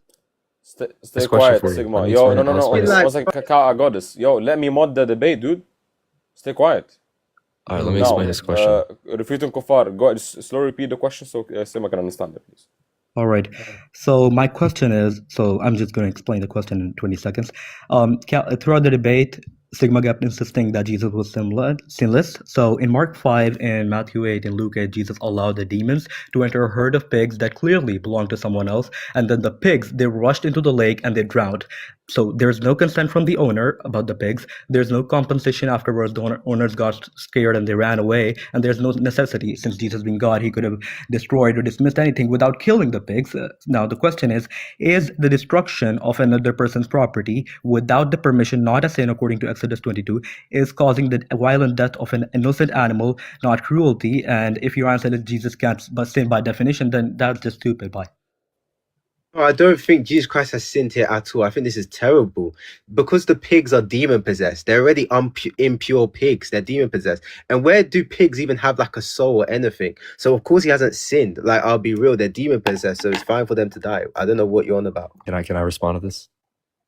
Yeah, go Yeah. ahead. So his argument wasn't, so you just think you unalive animals. That's nice. You just go around, that's nice, guys. Christians. Actually, Sigma doesn't represent Christians. He's his own category. But his argument wasn't the animals. It was the property. It was the property of the people. Exodus 22 says that if you damage someone's property without recompensing it, without paying it back, you're a sinner. Jesus damaged the property. He didn't ask permission. The owners were scared of him, so they ran and fled to a Gentile region. So he's a sinner. All right, thank you so much. Enough for the fun. One more question for Sigma, and then one more question for Cal, or one more question for Cal, then one more question for Sigma. I swear it was free. I swear we were on 3 questions. خلاص and wallah, I don't want this headache. This guy is already done me I over. swear we were on 3. Is it just We me are, or bro. or- You have or- or one did I more You're not miss- supposed to question. I swear, don't have first any. of all. Wait, I don't have wait, any wait. questions. You have one more question. I don't have any questions left. Wait. Oi, That's it. synthetic. Well, just one more question. That's it. Oi, Synthetic. synthetic. You want synthetic, eh? Get synthetic up. All right, let's see. Synthetic. If you're watching, just request up if you want to ask. Synthetic can come up, and then if we do 4, then I'll do one more question then.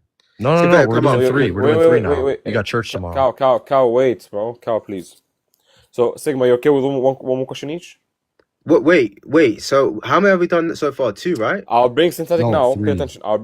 Wait, Cow. I'll bring synthetic now. After I bring him up, are you okay with one more question each? Alright, cool. I have no issue. Alright, go. Nah, Synthetic. he's got Okay. no issue. Nice. Yeah, But I'm no, going to church. So synthetic, make this quick. I'll make it short. I just want to clarify, Cal, with your position on Daniel 9 and the timeline, do you hold that Artaxerxes revoked the decree of Cyrus or paused it in any sense? Is that the position that you hold? Yeah, in the book of Ezra, right? There's a delay to the decree. Okay, sure, that's fine. I just want to know how you deal with the Medo-Persian laws given in Esther 8:8 and Esther 1:19, where it says that without violating these laws, these decrees cannot be revoked. That's my only question. Yeah, I mean, this is just gonna be tangential though, because the whole point is, well, whose decree do we count from, right? So remember Daniel 9 verses 24-25, it gives the timeline. It says, look, from the time the word goes out to rebuild, restore Jerusalem, we know according to the Old Testament, Isaiah 44:28, 45:13, it was supposed to be King Cyrus, and Josephus mentions in his commentary, right, on the decree of Cyrus in Ezra 1:2-6 mentioned that I believe he says that he decreed not only to rebuild the temple but also Jerusalem. So if it begins with King Cyrus, even if it's even if it's continued, right, in Ezra 6 verses 10-15, you have the decree of Cyrus, decree of Xerxes, the decree of Darius, and all this starting with Cyrus. That's the point. That's the relevant decree, right? So you count 483 years from 586. 5. Yeah, you don't get anywhere near Jesus. Yeah, I'll be real. It's not Cyrus's decree. I think that's quite silly. We can see clearly Xerxes' decree, because Cyrus's decree was paused and it was only to build the temple, and they weren't actually meant to be building the temple as well. Sorry, not built. They weren't actually meant to be building the city. That's why it got paused and got stopped, because they were not meant to do it. But when Xerxes gives the decree, then they actually start building the cities, which is actually approved, and that gets us to the timeline of Jesus, where Jesus Christ is actually crucified, and gets us to the exact date. All right, thank you. Now, one more question each. Cal, you have anyone in mind? Nice job, Sigma. Who? You don't got church anymore. Nice. I do have church. There's someone, I Rabbi said one Adam. more question. Rabbi Adam? Yeah. Like this. Oh, Adam with like an anime profile picture? Oh, Rabbi Adam. It could be. Let me Wait, check. are you choosing for me, Ian? Yeah. I got it. Yo, assalamu alaikum. Alaikum salam. Yo, Sigma, yeah, baked kid. Anyway, Wait, I got a question. Adam, be I quiet. got a clarifying You're question. a I got a loser, clarifying fam. You're a loser. question. What you gonna say, Yo, fam? shut I got a up, dude. clarifying question. Stay I got quiet, clarifying dude. questions. Don't run. Don't Sigma, run. be quiet, You dude. got baked. Boy. All right. You got smoked. You'll get smoked. Clarifying question. Excuse me, Sigma. As a Protestant, do you read the King James Version of the Bible? Adam, be quiet. Why isn't he answering the question? Question. He's asking his Are you Come up question. here and get bare He's rude. asking his No, clarifier he's coming up question. here and getting bare rude. He's Come up asking here his and get bare rude. clarifier question. Do you know where you're running? He's asking his Yo, look at clarifying him, question. bro. He's worried, man. I'm not worried. Go ahead, Come up here, Adam. rude. All right, Sigma. As a Protestant, do you read the King James Version of the Bible? No. What a stupid question. Aren't you a Protestant? Doesn't mean I read KJV, you donkey. Okay, are you aware that the Wisdoms of Solomon is not included within the Protestant canon and is considered apocrypha? Well, let me speak. So even though it's considered apocryphal work, I believe. Yeah. I haven't finished speaking. So even me as a Protestant, I'm looking into the Orthodox Church. So I actually believe Wisdom 2 is divinely inspired. So there's no issue there. So that's the point. So what's your point? Dumb argument. So how do you distinguish Cal, between you what can is respond. apocrypha and what isn't? Adam, You didn't hear what I said. Holy low Dumb tier. argument. That's Yeah, a dumb argument. kid. All right, take care, Adam. Assalamu alaikum. Ain't no way. Go ahead, Cal. All right, Cal, you can respond. I mean, he rejected St. John of Chrysostom. You know, he's cherry picking the church fathers. Now he's cherry picking the apocryphal books that he doesn't take to be canon, but it has some value. And I'm going to cherry pick this, cherry pick that. Bro, what is wrong with you, Sigma? Honestly, you need to get this checked out. I'm done being respectful to you. I've been nothing but respectful. You know, I've come up on your panels, but you're a joke, dude. Wallahi, you're a joke. Uqsam billah, you're a joke. Thank you so much. All right, so that's one more question from the Christian side, I guess.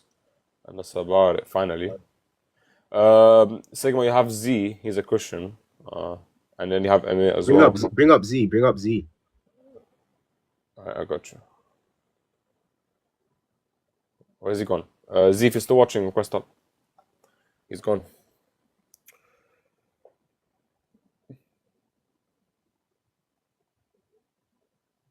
You see what a no longer dishonest in the guy this guy, what disingenuous guy this guy is?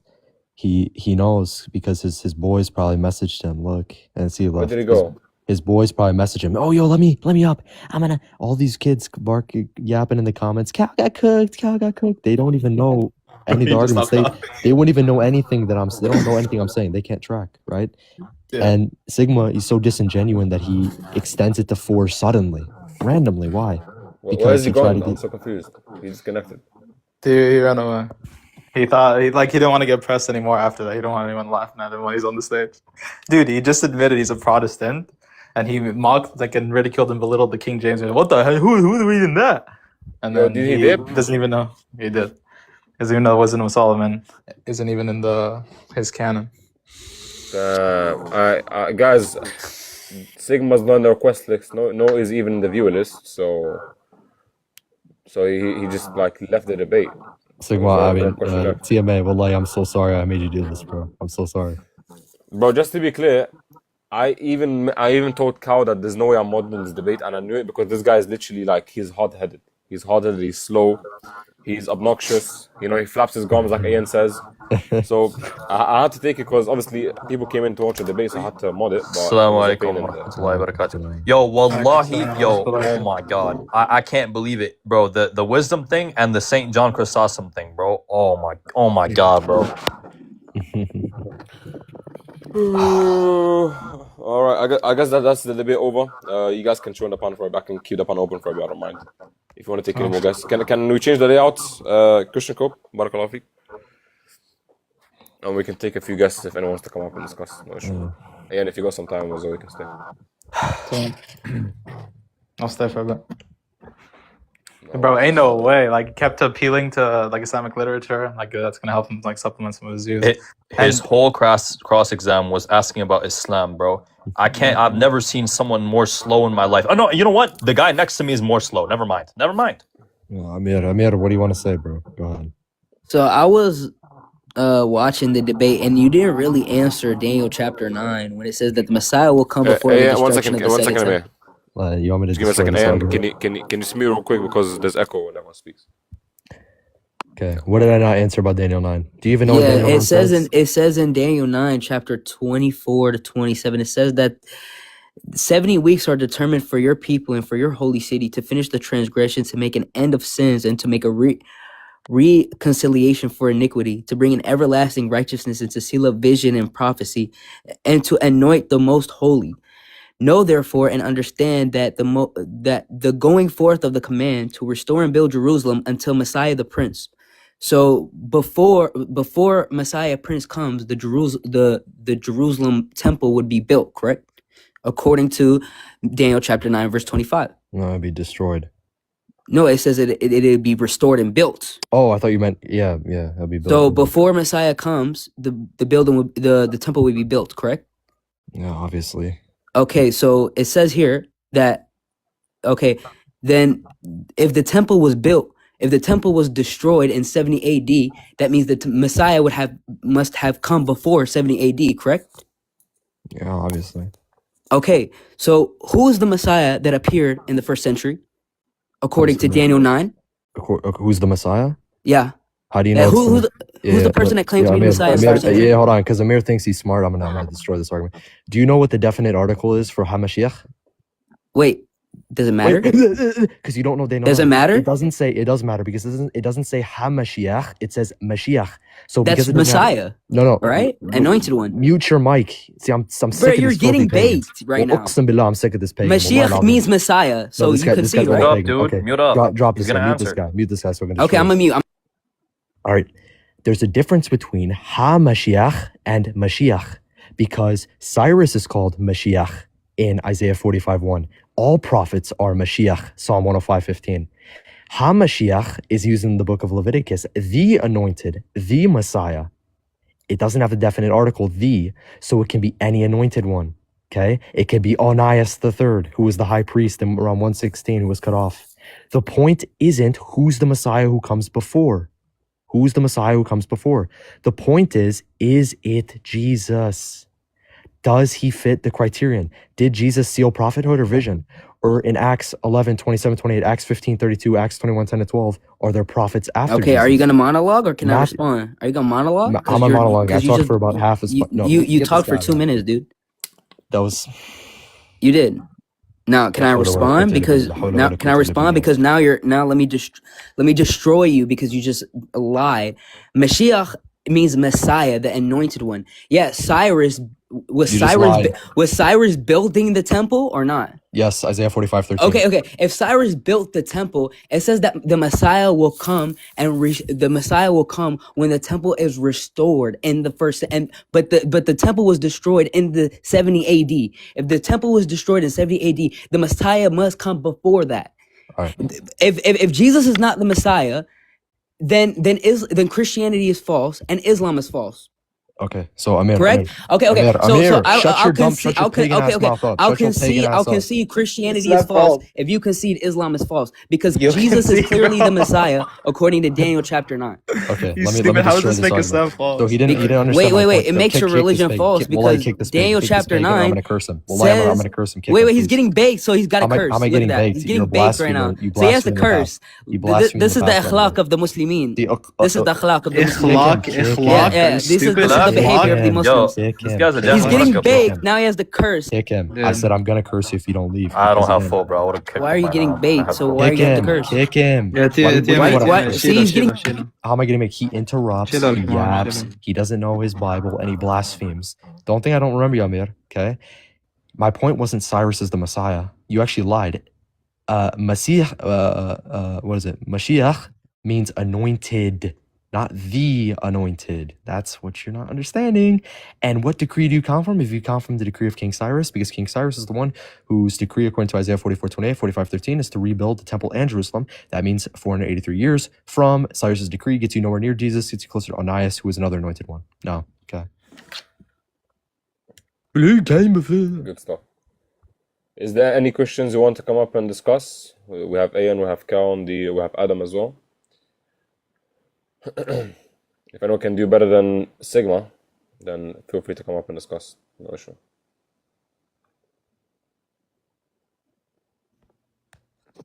Wait, hold on. You can hear me now? Bro, am I lagging? Yeah, we can hear you. We can hear Dude, you. we can hear you, bro, but you sound like you're like in a basement or something, hiding in the corner. I bet, my fault. Yeah, you still didn't answer Like my he got question, stuffed in a bro. locker. He's like speaking through it. Go Yeah, ahead. Aiden, shut your mouth, boy. You're my little boy. I get it. Get him out of here. Get him out of here. Dude, his Nah, I'm parents talking are in to another Aiden, room, chill. dude. He's got a Hey, whisper. yo, His Sam, parents are in another room. He's got a Your whisper. parents are in another room. They're like, Like, why are you croaking like a frog? Yeah, Moaning and saying, groaning in our saying, ears, dude. saying they're looking, Like, saying your parents are looking for you hiding in the closet, bro. Right? They're following Proverbs 20. They're following Proverbs 20 verses 10 to 15, where it talks about beating your kids. Dude. Is if Oh, God's dude. son's here, like tell him to come up and try to argue for wisdom too. Yeah. Get one of these This bones. guy, bro. This guy. Knows how to like argue properly. How's it going? Hello. The Nazareans. Okay, beautiful question. Yeah, what's up, bro? I've talked to you before. Do you believe that there's missing prophecies within the Old Testament? I don't, but I came up to ask a question. Okay, let's ask you a question since it's not just Q&A for us. Okay, you can ask. I can ask you a question. You can ask me a question. No problem. All right. I came up to ask a question. Within Matthew chapter 2, verse 23, do you agree that there's no verbatim quote in the Old Testament that says what Matthew chapter 2, verse 23 says, as the prophets have said, he shall be called a Nazarene? I believe it's taken from inference. Taken from inference. So you disagree with the church fathers who say that this is a missing lost prophecy in the Old Testament and they're just idiotic for not understanding this? I don't think there's a consensus that all church fathers believe that. Some say that, but Do you have a church father who gives an interpretation that you give? I haven't looked into that. Okay, I can show you what they say and you can see if you agree or not. But here, Probably not. homily on Matthew Comment. 9. Big screen, please. Yeah, Tima. Yeah, Roger. Homily 9 on Matthew. Who's homily? Why is it not going big screen? Saint John Chrysostom's homily 9 on Matthew, section 6. One sec. Christian copy. If you can make AM big screen for some reason, it's not letting me expand it. There we go. Okay. Homily 9 on Matthew. This is John of Chrysostom. Okay, so right here, section 6, he says that it might be fulfilled, says he, which was spoken by the prophets. He shall be called a Nazarene. Matthew chapter 2, verse 23. And what manner of a prophet said this? Be not curious, nor over busy, for many of the prophetic writings have been lost. So don't be curious. Don't over busy. Don't overburden yourselves. Don't go around in the old passages, the Old Testament, going around looking for all of these statements and all of these prophecies. For many of the prophetic writings have been lost. And this one may see from the history of the Chronicles for being negligent and continually falling into ungodliness. Some they suffered to perish. Others they themselves burnt up and cut to pieces. So according to the church fathers, this is one of at least 5 I can bring you. Has the Old Testament been corrupted and modified in some way, shape, or form? And do we have missing and lost prophecies that Matthew alludes to or quotes? We don't take church fathers to be infallible.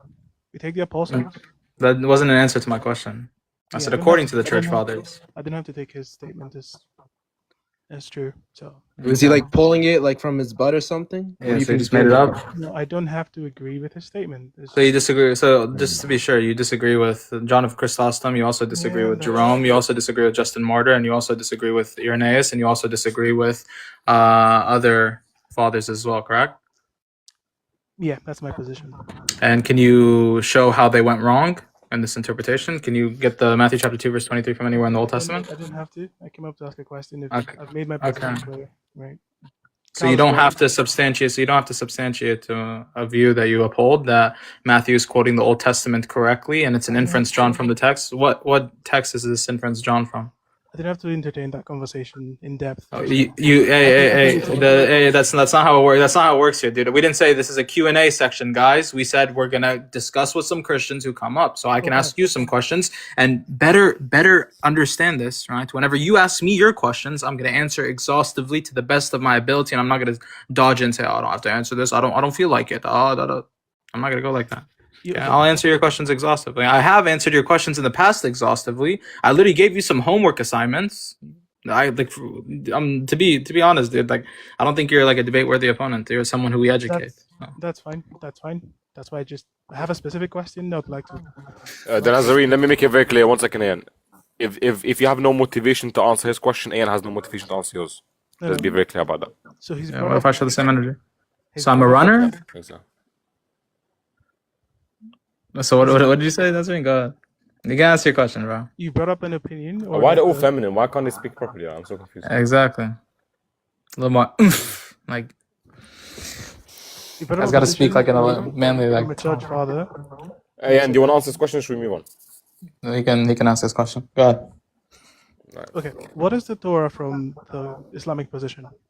The Torah is going to be the rulings and the commands that was given to Musa alayhi salam, but we don't take this title Torah to be, or we don't take the identification of the Torah to be univocal. So it's going to depend on which context that this word is being, or this title of this book is being referred to. And sometimes it can refer to the entirety of what was given to the prophets of old, the revelation that was given to them. Sometimes it can refer to a specific passage. Sometimes it can refer to the law and the commandments or the tablets that was given to Musa alayhi salam. It's not going to be used in a univocal sense. Okay, so based on the topic, the Jews of the 7th century, on what scriptural basis were they to accept Isa was the Messiah? Wait, can you first of all speak like raise your voice? Okay, based on I'll answer the question. I think I know the question, but go ahead. Speak up. Speak up. The Jews of the 7th century, what scriptural basis were they to use to identify Isa as the Messiah that Islam professes? So the scriptural basis in the 7th century, they were looking for the Messiah. So Is that what you're asking? Okay. Now I can answer this pretty easily. So you verify the Prophet Muhammad sallallahu alaihi wasallam as a true prophet, and once you verify him as a true prophet using inductive reasoning, seeing if he's a true teller or a liar, seeing if his scriptures in continuity with the previous prophet, seeing if he's prophesied and if he's coming with these fulfillments and these monumental achievements that have been prophesied of before, his geographical location, his covenant, his functionality, his description, so on and so forth. If all of these things were prophesied of, then the Jews, they could have looked at the Prophet Muhammad sallallahu alaihi wasallam and they could have thought, oh, we got it wrong. So if he's telling us that Jesus was the proper Messiah and we believe him to be a true prophet, then we can understand Jesus of the past as a true Messiah, and hence therefore moving forward we can accept him. So that's the easiest way to go around this, but at the same time I can appeal to Old Testament passages that can be correlated to the Islamic understanding of Jesus, and I wouldn't have any problems or any difficulty in doing so. Jesus had a multitude of miracles. Jesus came with the message, with the gospel. Jesus was able to speak out from the cradle and defend his mother's honor. He was able to cure people's leprous skin disease, their blindness. He came with a message that was pure, right? And he was a trustworthy individual. And if the Jews wanted to reject him for their own reasons, just like how they rejected the prophets of old for their own reasons, then this is going to be their own condemnation. See how amazing? Okay, I'm happy to drop, but that wasn't my question. Do you want me to re-clarify? Your question was, the Jews of the 7th century, how would they verify 700 years ago or 650 years ago who the proper Messiah was? And I said, by trusting the Prophet Muhammad sallallahu alaihi wasallam. So how would the Jews in Moses' time, that was the question. You said, how would the Jews of the 7th century understand and verify Jesus as the true Messiah? No. Okay, if you repeat the question that I just repeated right now, I'm going to laugh at you. Go ahead. Okay. what scriptural basis were they to accept the Islamic claim that Isa was the Messiah? And I just said the verification through the Prophet Muhammad ﷺ, so the Quran and the Sunnah. All right, No, no. that's on the highest of the pedestal. Their Right? scriptural basis, the Jewish scriptural basis.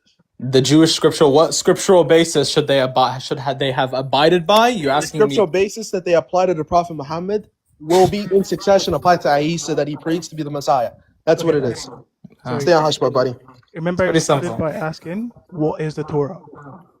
Yeah, what is the Torah? The Torah, according to the church fathers, No, all no, right, from the can Islamic be qualified as the entirety of the law, according to Jesus' statement in John chapter 10, verse 32 to 36. He says, isn't it written in your law? And he's referring to the Torah. I said you were gods, but he's quoting the book of Psalms. And within the hadith narrative in Sayyid Bukhari 21:25, we do get this understanding that even Isaiah, the book of Isaiah, can be quoted and can be referred to as the Torah. And the Prophet Muhammad was found in the Torah, even though we find him in a multitude of passages, whether it be the book of Psalms, whether it be the book of Daniel, whether it be the book of Isaiah, and whether it be the Song of Solomon, whatever it may be, whether it be Genesis, whether it be in the actual, what we would consider, or what you guys would consider to be the 5 books of Moses, and what would be qualified as the Torah. He can be found all over the place. But yeah, Torah, like I said, is not going to be used in a univocal sense. It's going to shift whenever it comes to what it's referring to. It's going to shift depending on its context and how it's applied.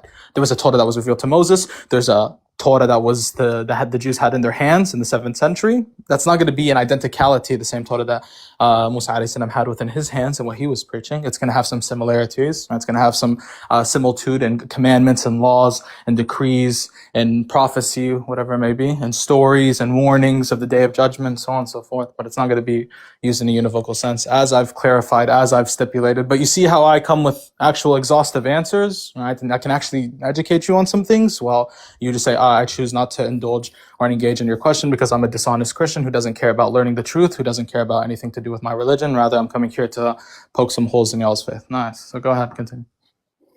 Okay. Based on your definition of the Torah as a univocal, you can use it univocally to... I didn't say you can use it univocally. Or the Quran. So it's not going to be used. No, the Quran does not use it in a univocal sense. When the Quran refers to the Torah, it does refer to what Musa alayhi salam had been given, or what the Jews in the time of the Prophet Muhammad sallallahu alaihi wasallam, the trustworthy Jews were given to in the time, basically were given in the time of Musa alayhi salam. But also the Quran talks about a Torah that the Jews had in the 7th century that they were judging by, and that where they could find the Prophet Muhammad sallallahu alaihi wasallam's description mentioned therein. Okay, the question is quite simple. Based on the Torah that you defined that they had, do you have any verses to point to their justification for believing Isa as their Messiah? This was my question. Yeah, if you want some passages, yeah, you just flip-flop this question. But if you want some passages within the Old Testament, which we do consider to be referring to as the Torah, just like what I said, the companions in Sayyid Bukhari 21:25, they refer to the entirety, or they refer to other books, right, within the Old Testament, within the Tanakh, they refer to it as the Torah. Jesus referred to other books that are within the Tanakh as well, within the book of Psalms, as the Torah. And the church fathers, like John of Chrysostom, he refers to, and he says, and he testifies that the Old Testament in its entirety has been referred to as the law. So if we're applying some passages to Jesus, I can say some passages within Isaiah can be applied to Jesus. Yeah, I was asking you to just list, do you have any? Isaiah chapter 60, verse 1 through 4. Go to the Septuagint. And this one passage that I say fits pretty well with Jesus' life and his ministry, and then Isaiah chapter 11 as well. Okay, because I was a bit confused because the topic of the debate is Jesus, the prophesied Messiah, and you're negating, or you're on the side that negates. And then you came to 7th century Arabia in the time of the Prophet Muhammad sallallahu alaihi wasallam and asked for us our criterion. If you stuck to the topic, it would have just been Old Testament, and does Jesus fulfill the New Testament? Or Jesus' identification within the New Testament, does this fulfill the Old Testament passages about the Messiah? If you stuck on topic, then yeah, maybe I would have delved a little more in the substance where you were trying to get at. But you shifted and you went to the 7th century in Arabia. Now my question to you was pinpointed exactly on topic. All right, who's flopping around like the debate topic? Me or you? The reason I went to the 7th century is because does the 7th century Arabia have anything to do with if Jesus is the New Testament Messiah? If the New Testament identification of Jesus is in line with the Old Testament understanding of Jesus? No, yeah, because the Jews had the Old Testament in the 7th century. 7th century Arabia has nothing to do with Jesus' description within the New Testament and the Old Testament prophecies regarding the Messiah. Just get that straight. Pretty simple. And you know it too, dude. That's why we're having these moments of silence. I think we're talking past each other. But it's fine. I think so as well. I think I was able to offer you a lot of substance and what every Christian doesn't bring. Nothing. I think you're trying to bring us down with your theological suicide, basically. I think that's what it is. Yeah. And you need to change your name, brother. You're not a Nazarene. Already. You're a Paulinian. Cheers. Take care. All right. I'll move on. If there's any Christians that disagree with the claims being made by the Muslim side, you can request stuff and discuss. Christian network, interesting.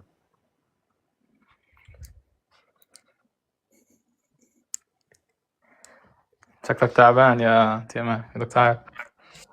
أنا أروح أنام بعد شوي. كمان شو. Alright, we'll do a couple more guesses. These don't really prove anything because anyone could have imitated them. So, just like how the Christian network.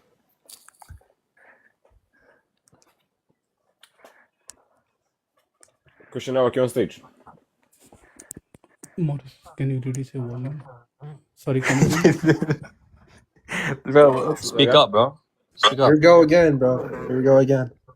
Yeah, so can we ask any question from Islam? You can ask any question on topic. Okay, I have one question from Hafidh.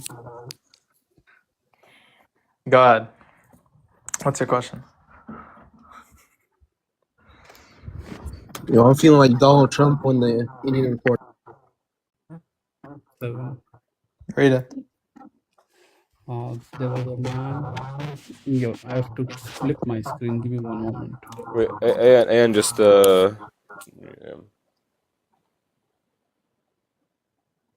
and just mute for a second to ask the question. Go ahead, Christian brother. Go ahead, ask your question.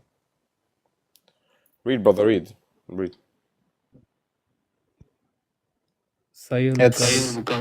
Yes, there was a specific. Do you want to read it? Go ahead. You want to read it? You can read it.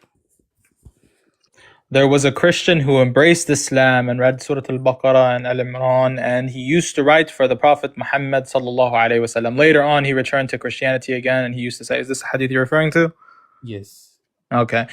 Later on, he returned to Christianity and he used to say, Muhammad knows nothing but what I have written for him. Then Allah caused him to be unalived and the people buried him.